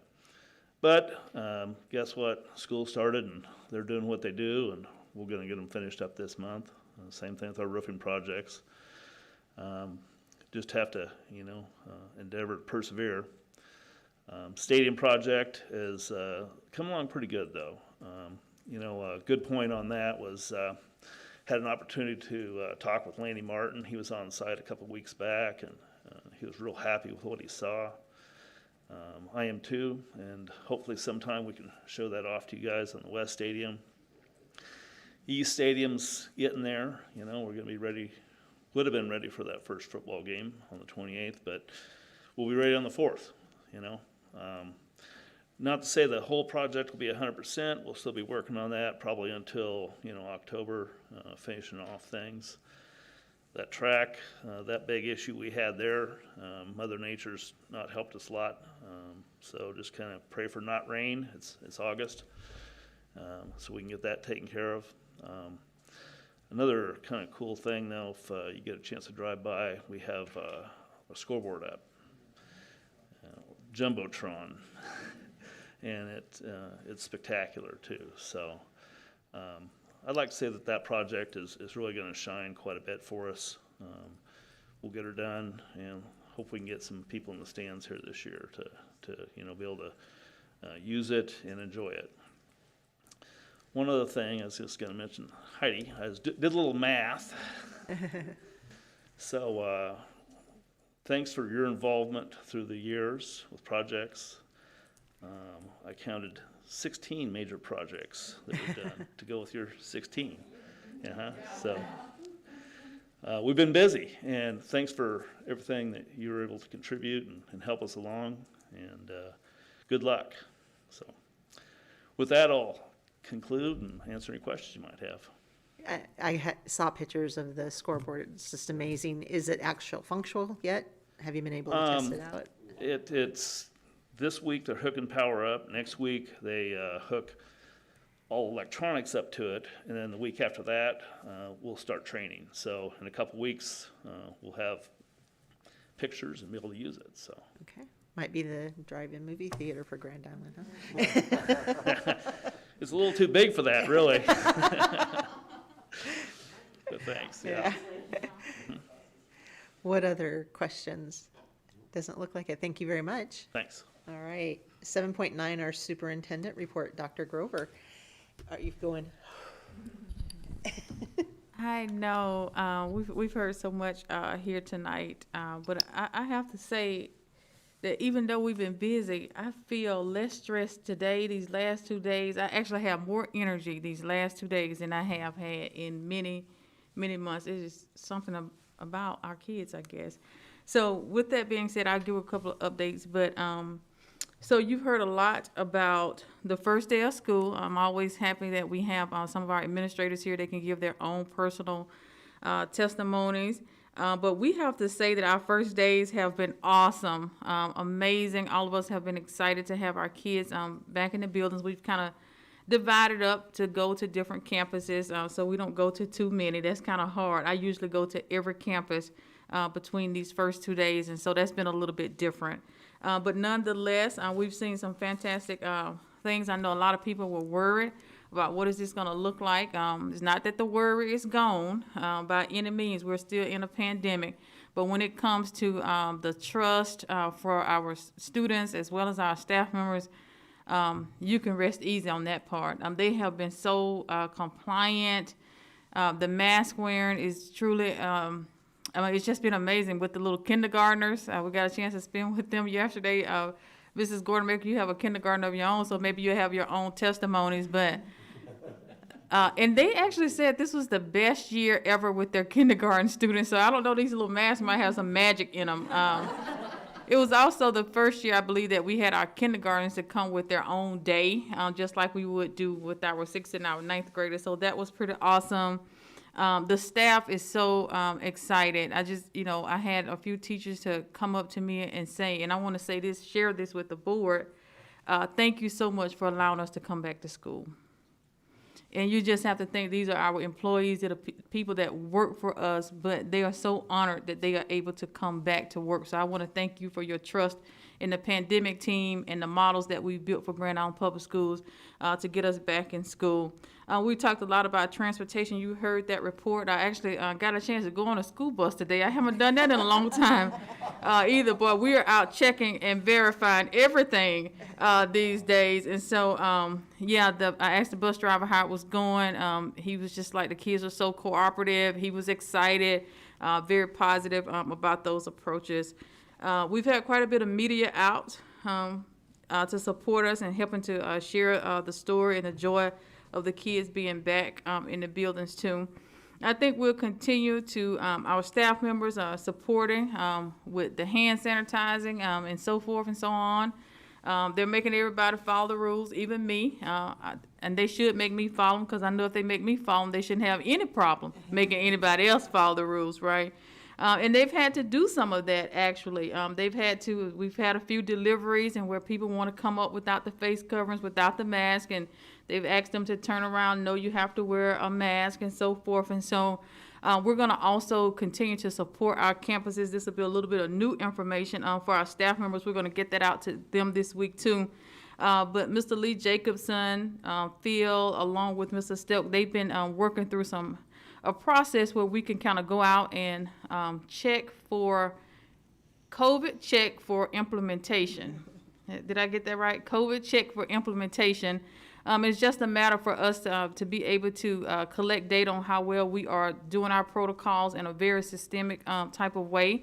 And also we know what else we need to add for supports to the building. So it just kind of gives them a way to give us some data, just simply because we may not be able to go to the schools the same way that we used to. So we're going to have some people that will be assigned to go out, and we have some very specific data points that we're looking for: the mask wearing, the social distancing, the hand washing, everything, because that lets us know how well. So just like any business or operation, we want to make sure that we kind of have the mitigation plan in play. And so just a lot of support for that around the team, and more information to come to our staff members that are watching here tonight with me sharing that for the first time.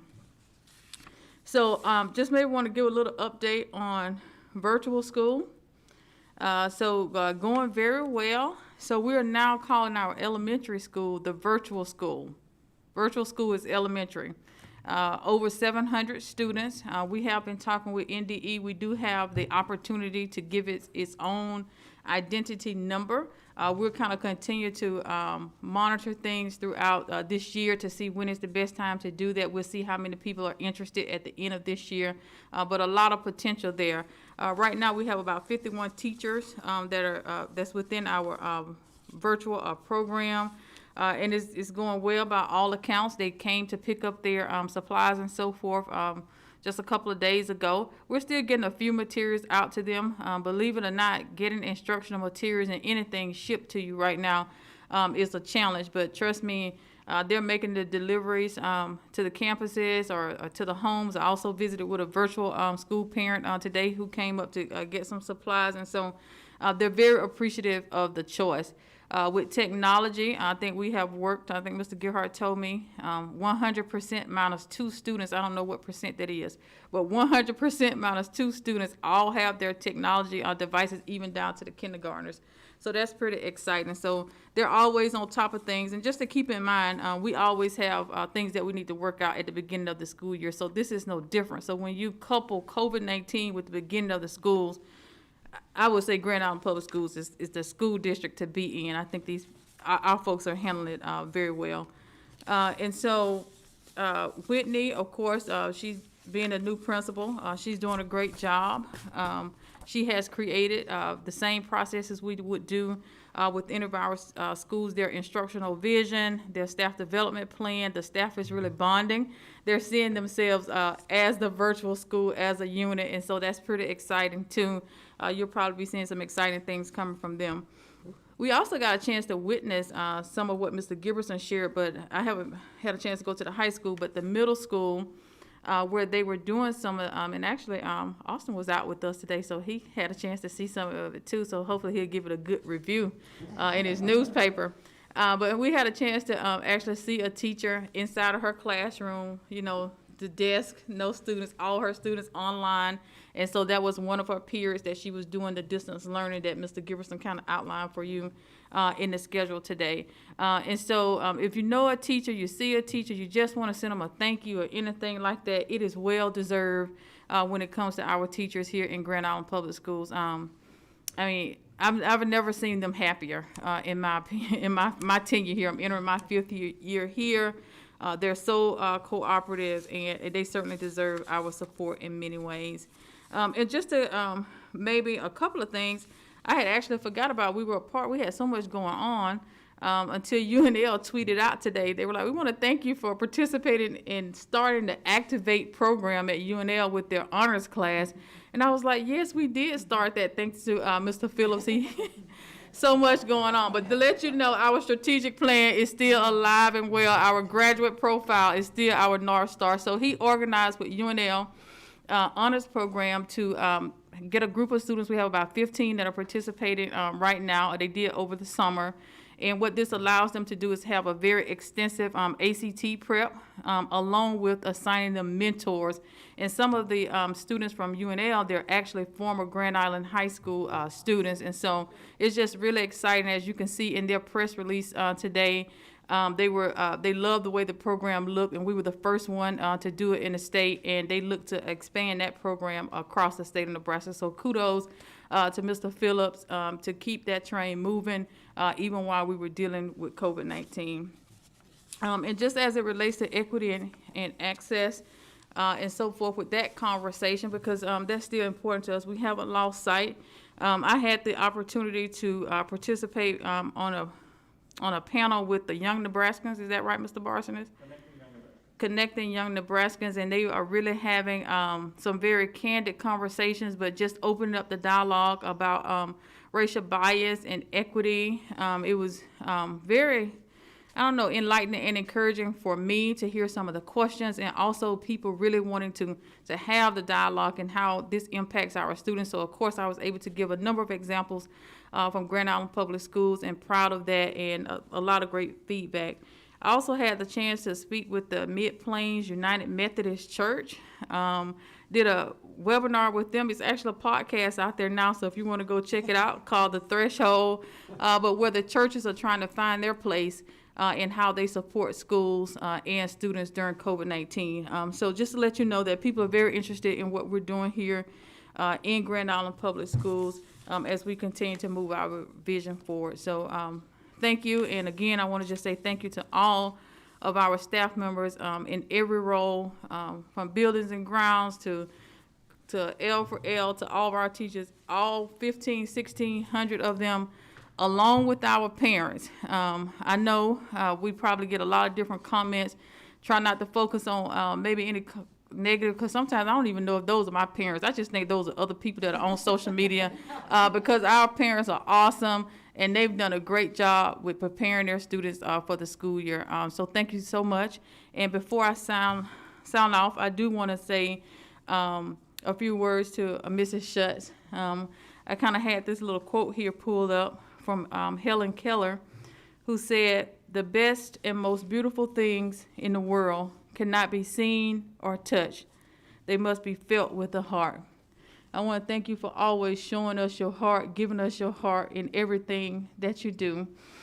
You've made such a huge impact on me. I want to thank you for your trust, being one of the 9 to give me this opportunity to serve Grand Island Public Schools. And you haven't lost faith in me since day one. And so just thank you so much for every question that you've asked. We always knew that it was for the best of children, and you never let us lose sight of this mission of every student, every day a success. I'm truly going to miss you and your family, and I will hope that you come back, see the palm trees sometime. Yeah, take all your beach vacations here. Okay, thank you for that report, and I would echo, and I'm sure everybody else does, the praise and appreciation for the staff, because it's just amazing. It was so fun to see the pictures on social media again today of the kids. All right, action items. The first one is 8.1, the GIPS 4G LTE private network project that Mr. Gerhart provided before. Are there any additional questions, anything else you thought of that you want to tell us? I think I covered it. Okay. Do I have a motion, Mr. Brown? I would move to approve the Red Rover quote for the GIPS 4G LTE network project as presented. And is there a second? Second, Mr. Barsonis. Any discussion? Please vote. Motion passed. All right. Thank you. And I'm proud of you for not saying Red Rover, Red Rover. You said Corey over. I thought for sure he was going to do that. 8.2 is the regular and COVID-19 transportation routes 2020-2021 school year. Mr. Harden. Again, any questions or anything additional you want to share with us? Nothing, just if you have questions. Mr. Barsonis. I make a motion to approve the CARES Act transportation and regular transportation routes as presented. And is there a second? Second, Mrs. Albers. Any discussion? Please vote. Motion passed. All right. 8.3 is the proposed meal prices for the Grand Island Public Schools for the 2020-2021 school year. Mrs. Spellman. Oh, she had to leave, so Mr. Harden. Was out of town, so Yep. anyhow, I'm here if you have any questions. Questions, comments? Nope. Dr. Bros. I move that the board approve meal prices for the 2021 school year as presented. Is there a second? Second, Mrs. Schetz. Any discussion? Please vote. Motion passed. All right. 8.4 is the payment services agreement. Mr. Harden.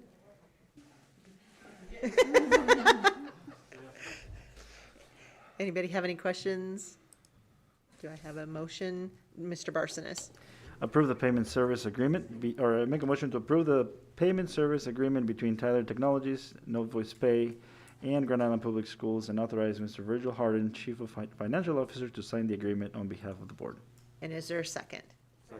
Second, Mrs. Inc. Any discussion? Please vote. Motion passed. And Robin, you don't have to go up there. Thank 8.5 is the Title IX policy. Dr. Dexter, anything else you thought of? Well, I just, it's hard for me to say this, but this is my 12th year, I believe, in Grand Island, and Heidi has been with me on policy all 12 years. Oh. And so just the voice of reason, the voice of let's dig deeper, let's think differently, and then also the historian about, well, this is how we came up with this. So, and then plus when I first got here, single new community, she and Clay really always checked in on me to make sure I was getting out and having fun. And so I just always appreciated that about you. So thank you. That's nice. Awesome. So Title IX, any questions? Mrs. Schetz. I would move to approve the Title IX policy as presented. And is there a second? Second, Mr. Barsonis. Any discussion? Please vote. Motion passed. All right. 8.6 is the extra standard committee request. Edmonton supervisor stipend, Mr. Stelk. I have nothing more to add. Okay. Any questions anybody has? Dr. Bros? I move the board approve the extra standard committee request Edmentum supervisor stipend as presented. And is there a second? Second, Mr. Brown, I'm sorry. His voice carries faster. Any discussion? Please vote. Motion passed. All right, and 8.7 is the 2020-2021 substitute teacher pay, Mr. Stelk. Nothing more to add. Nothing else? Any questions? Mr. Brown? I would move to approve the increase in substitute teacher pay by 3.25% as presented. And is there a second? Second, Mrs. Schetz. Any discussion? Please vote. Motion passed. All right.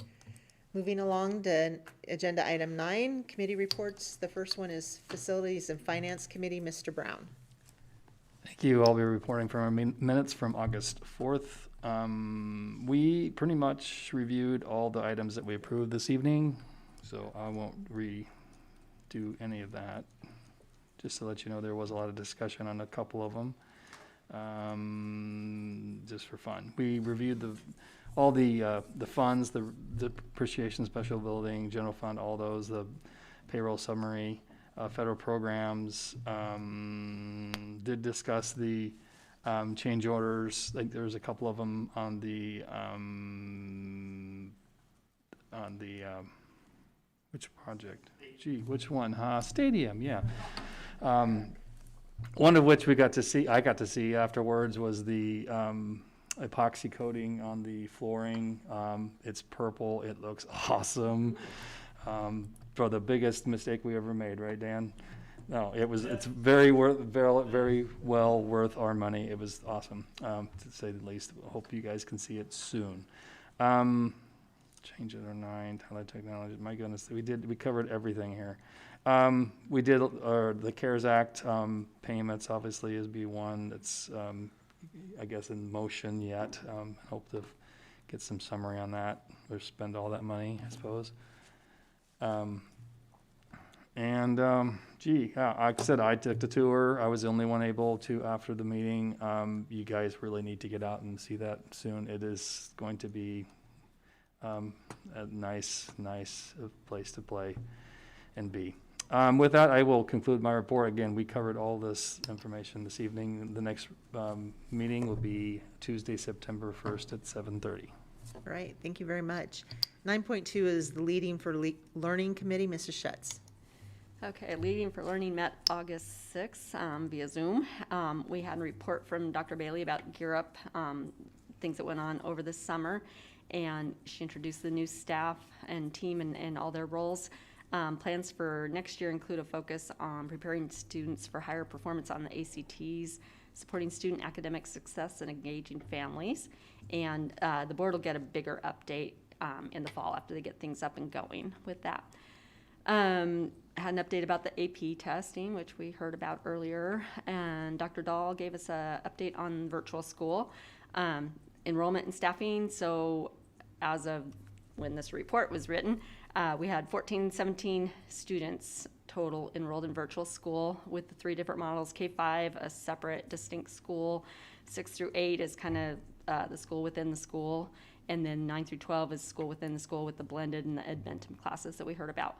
Dr. Tom Jack gave us a little bit of information about the curriculum expectations and learning outcomes being the same as students that are in person, and the daily schedules, we saw that, and professional learning for the K-12 staff. Got an update about the COVID-19 addendum to the handbook, and that is it. The next meeting will be September 1st. Thank you very much. 9.3, the Personnel Committee, Dr. Brose. We reviewed the staff personal travel guidelines that were recently distributed. We reviewed those before. The guidelines were created to provide staff with guidelines explaining that when they would be required to quarantine after personal travel. We also reviewed a proposal to provide students and their families with academic support in the event that the district would need to transition to either the select or the remote model. The program would be staffed and funded from the substitute teacher pool. We talked about the extra standard position for the Edmentum people. We have rescheduled our October meeting to October 6th. We did discuss the fact that some of our the CARES money has expired, the stimulus package, which included a $600 a week enhancement to existing unemployment benefits, and what kind of impact that would have on the district's ability to staff classified positions. We reviewed the proposed and approved this evening's substitute teacher rate for 2021. Mr. Stelk did send out a report that showed that I would say 99% of the evaluations have been completed. That's something that a former board member always used to be concerned about, and there are just a very few that are in process and that they will be completed quite shortly. The district received a request to be released from an independent an education consultant has asked to be released from her contract. That is pending until a suitable replacement is found. We are still looking to fill a variety of para, tech assistant, and nutrition service and custodial vacancy. We met Michelle Simmons, who is the new Executive Services Coordinator, and we're reminded that Whitney Flowers began the virtual elementary school on August 4th. We reviewed staff adjustments as they were presented and approved this evening. The next meeting is September 3rd at 7 a.m. And so that's a cue for Michelle Simmons to stand up. And just make, so we all know what she looks like. Hey, welcome aboard. We're glad you're here. Thank you. I'm very grateful, so I appreciate that. Thanks. All right. Policy Committee 9.4, Mrs. Schutz, for the last time. And you're lucky I get 2 sets of minutes for you. Going out with a bang. So we met Monday, July 20th via Zoom. At that time, let's see here. We looked at 2215 board membership.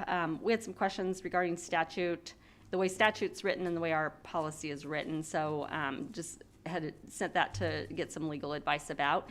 And that policy, along with 2311 board member vacancies, are kind of sitting in governance committee for their review of some things that they're working on in that. 7850 animals in the school, you heard about that. And just so you know, this policy is about more like class pets, that kind of thing. And so some adjustments due to COVID, because we don't want to come back to critters that have not survived. Okay, 9211 district annual report. We have always put out an annual report, but it's come to our attention that they believe we should have a policy saying that that will always be done. So this is a new policy that will be added, just reiterating that we will do an annual report. 1111 equity in the Grand Island Public Schools. We've heard about the equity framework that we've developed, so that's the new policy there. Title IX, again, at that time, Dr. Dexter was getting her training and knew that we would have a quick turnaround to have to come up with this policy. So we'll talk more about that next. 8320, compulsory attendance ages, just some changes there. Provides guidance on enrolling in kindergarten, early entry testing for kindergarten, older students in the process for early withdrawal. Okay, so then we go to the August 10th minutes, which we met, sorry, gotta maneuver my computer, met on Monday via Zoom. And we talked about, sorry.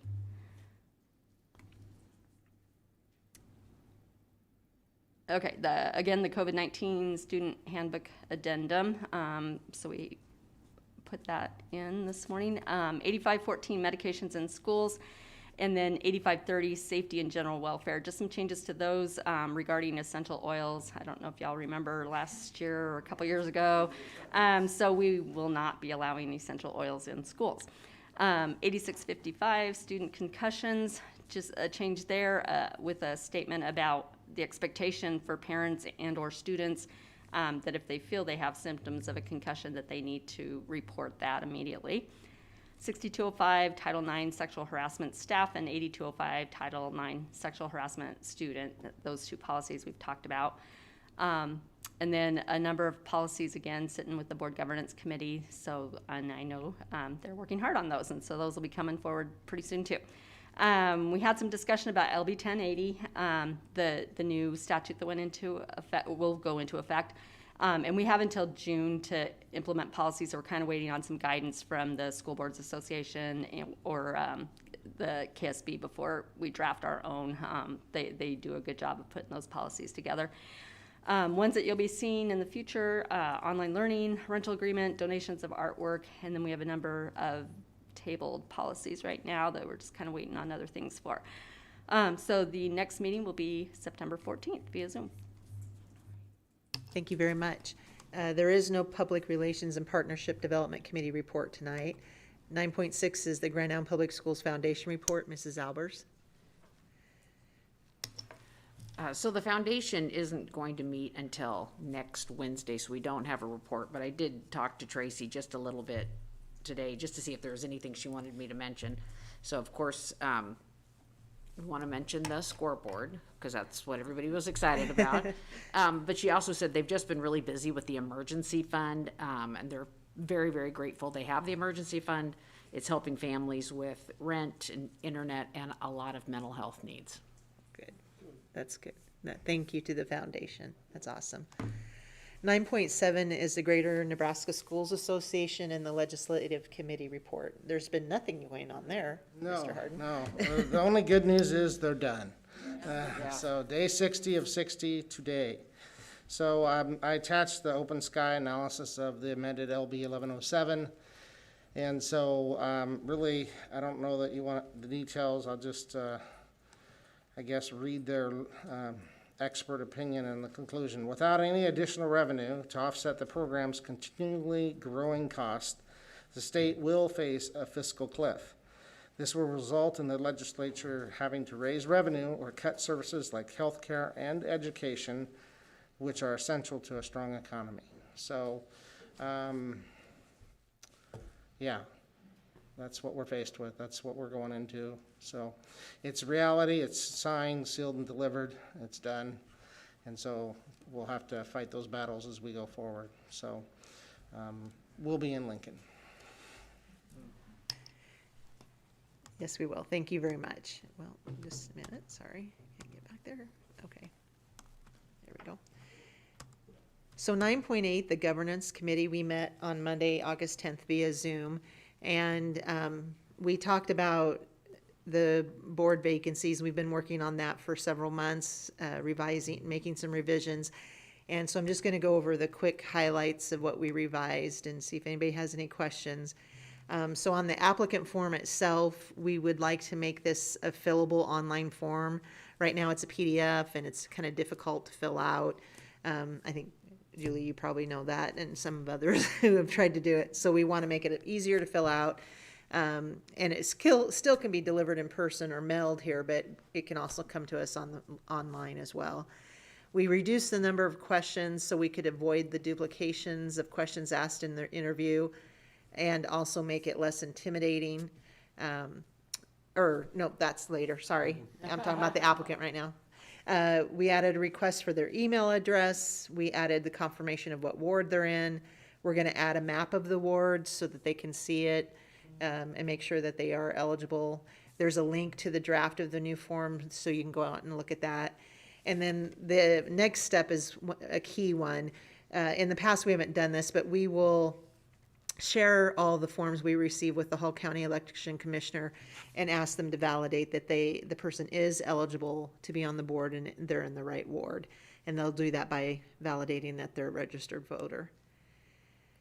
So the interview questions, we reduced the number of the questions to just one per board member. We want to make the process less intimidating.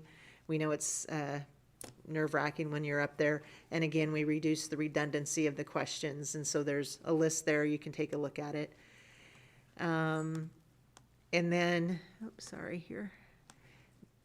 one thing that we want to do, another important step, is that once we know that there's a vacancy, very early on, we have 45 days to fill the vacancy, as you know, and so very early on, we will schedule a board member workshop, much like we did prior to when people could decide whether or not to run for this 2020 election, and just invite anybody who's interested so that they can learn about it before they make their decision. They don't have to attend in order to apply, but we just would strongly encourage it. And then nominations, we're going to do a little bit differently because those have all been awkward for us at times, especially when we've had a lot of people apply at the same time. So prior to the interviews, as the Board of Education will get together on a workshop to discuss the questions in our rubrics and make sure we're all aligned by what we're asking and what we would, we'll use a 5-point scale. What would a 5 be? What would a 4 be? We'll talk about that. After everyone interviews whoever's applied, I'll ask the president, whoever the president will be, will ask for nominations. And any board member can nominate any applicant, and so there could be multiple nominations. In the past, we've just nominated one and then voted on that person. This time, you can, say if there's 5 people who interviewed, all 5 could be nominated. And then we'll have discussion, and then we will vote on each nominee, and you would either vote yes or no, and you can only vote yes once, obviously.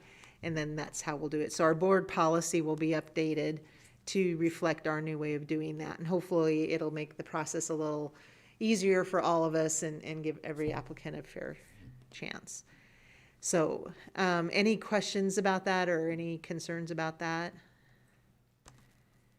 If anybody had a chance to look at it? No? Okay, so the other things we talked about in the governance committee, one was the leadership succession for our board, and if we want to make changes to that. And we talked a lot, lots of ideas thrown around, but none of them quite seemed to fit right. So we think this will be a good topic for a board retreat. And so I sent you a form to vote on what day would work for you, and that would be one of the retreat agendas. And we'll just kind of talk through that and see as a board what changes we want to make.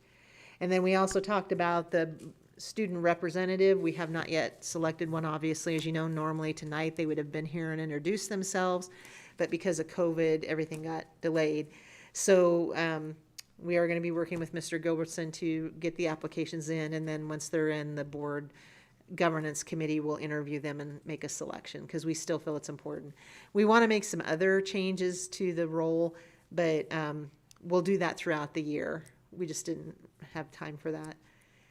And then we also talked about how in a month's time we will be meeting for the budget workshop, and then voting on have the budget hearing and voting on it. And we had talked about how as board members we want to have better education on how it all aligns with the strategic plan, and then also if we want to do this, this is how much it's going to cost, so that there's not the surprise factor later on. So we'll be working on some things there as well.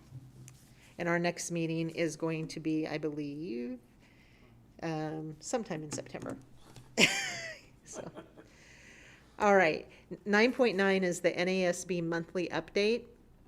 And they sent us an email. They're actually doing a video now. I don't know if anybody had a chance to look at it, but it was pretty slick. So when you get those, just take a look at them, and they give you updates on certain things. Like they talked about how right now we would be doing the membership meetings, but we're not going to do it. And so we'll hear more about that from them soon and stuff. And I just want to take this opportunity to, again, congratulate all of you on your hard work and for your commitment to personal development, which has helped us earn the NASB's Outstanding Board Award. I know we've worked for that for a lot of years, and it felt good to hear that, and it was a fun surprise, wasn't it? Surprise. What's that too? Yeah, yeah. So it's pretty awesome. And then just remember that there's a lot of from either the National Association or Nebraska that they're doing a lot of things online. So just watch your emails. A lot of them you don't have to register for. You can just go on and do them. So just, make sure you participate. And then Erica let me know that, Dr. Grover, you're going to be a panelist for the YWCA's conversation on August 27th at 7 p.m. about the criminalization of black girls in schools based on Monique Morris's 2016 book. Are you? Did you know that? Okay. You look surprised at that. Well, maybe this is news to you. No? Might be moved to my calendar, but no. Okay. Okay, but just one more thing, we might want to attend another example of you doing that for us. So thank you very much. All right, 9 or 10, I guess, is executive session for the purpose of personnel and real estate, because it is in the best interest of the public to discuss this matter in closed session. Do I have a recommendation? Mr. Brown. Ooh, Dr. Brown. Dr. Brown. I would move that the board convene into the executive session for the purpose of discussing real estate. All right. Second, Dr. Bros, please vote.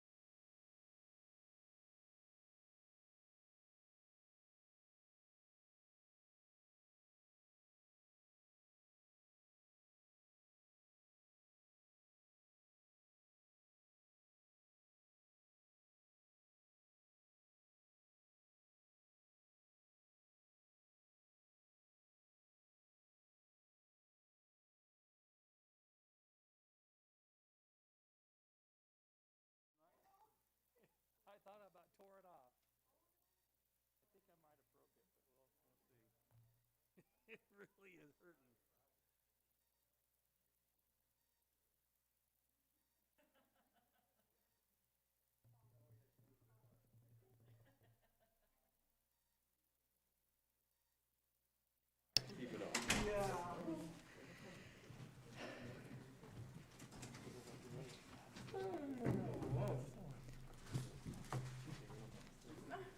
There you go. That's a 6-year-old for you. Yeah, did you have a kindergartner too, Carlos? First grader, okay. All right, so number 11 is reconvene from executive session, and I would need a motion. So moved. Mr. Brown's moved, second? Second, Mrs. Schetz, please vote.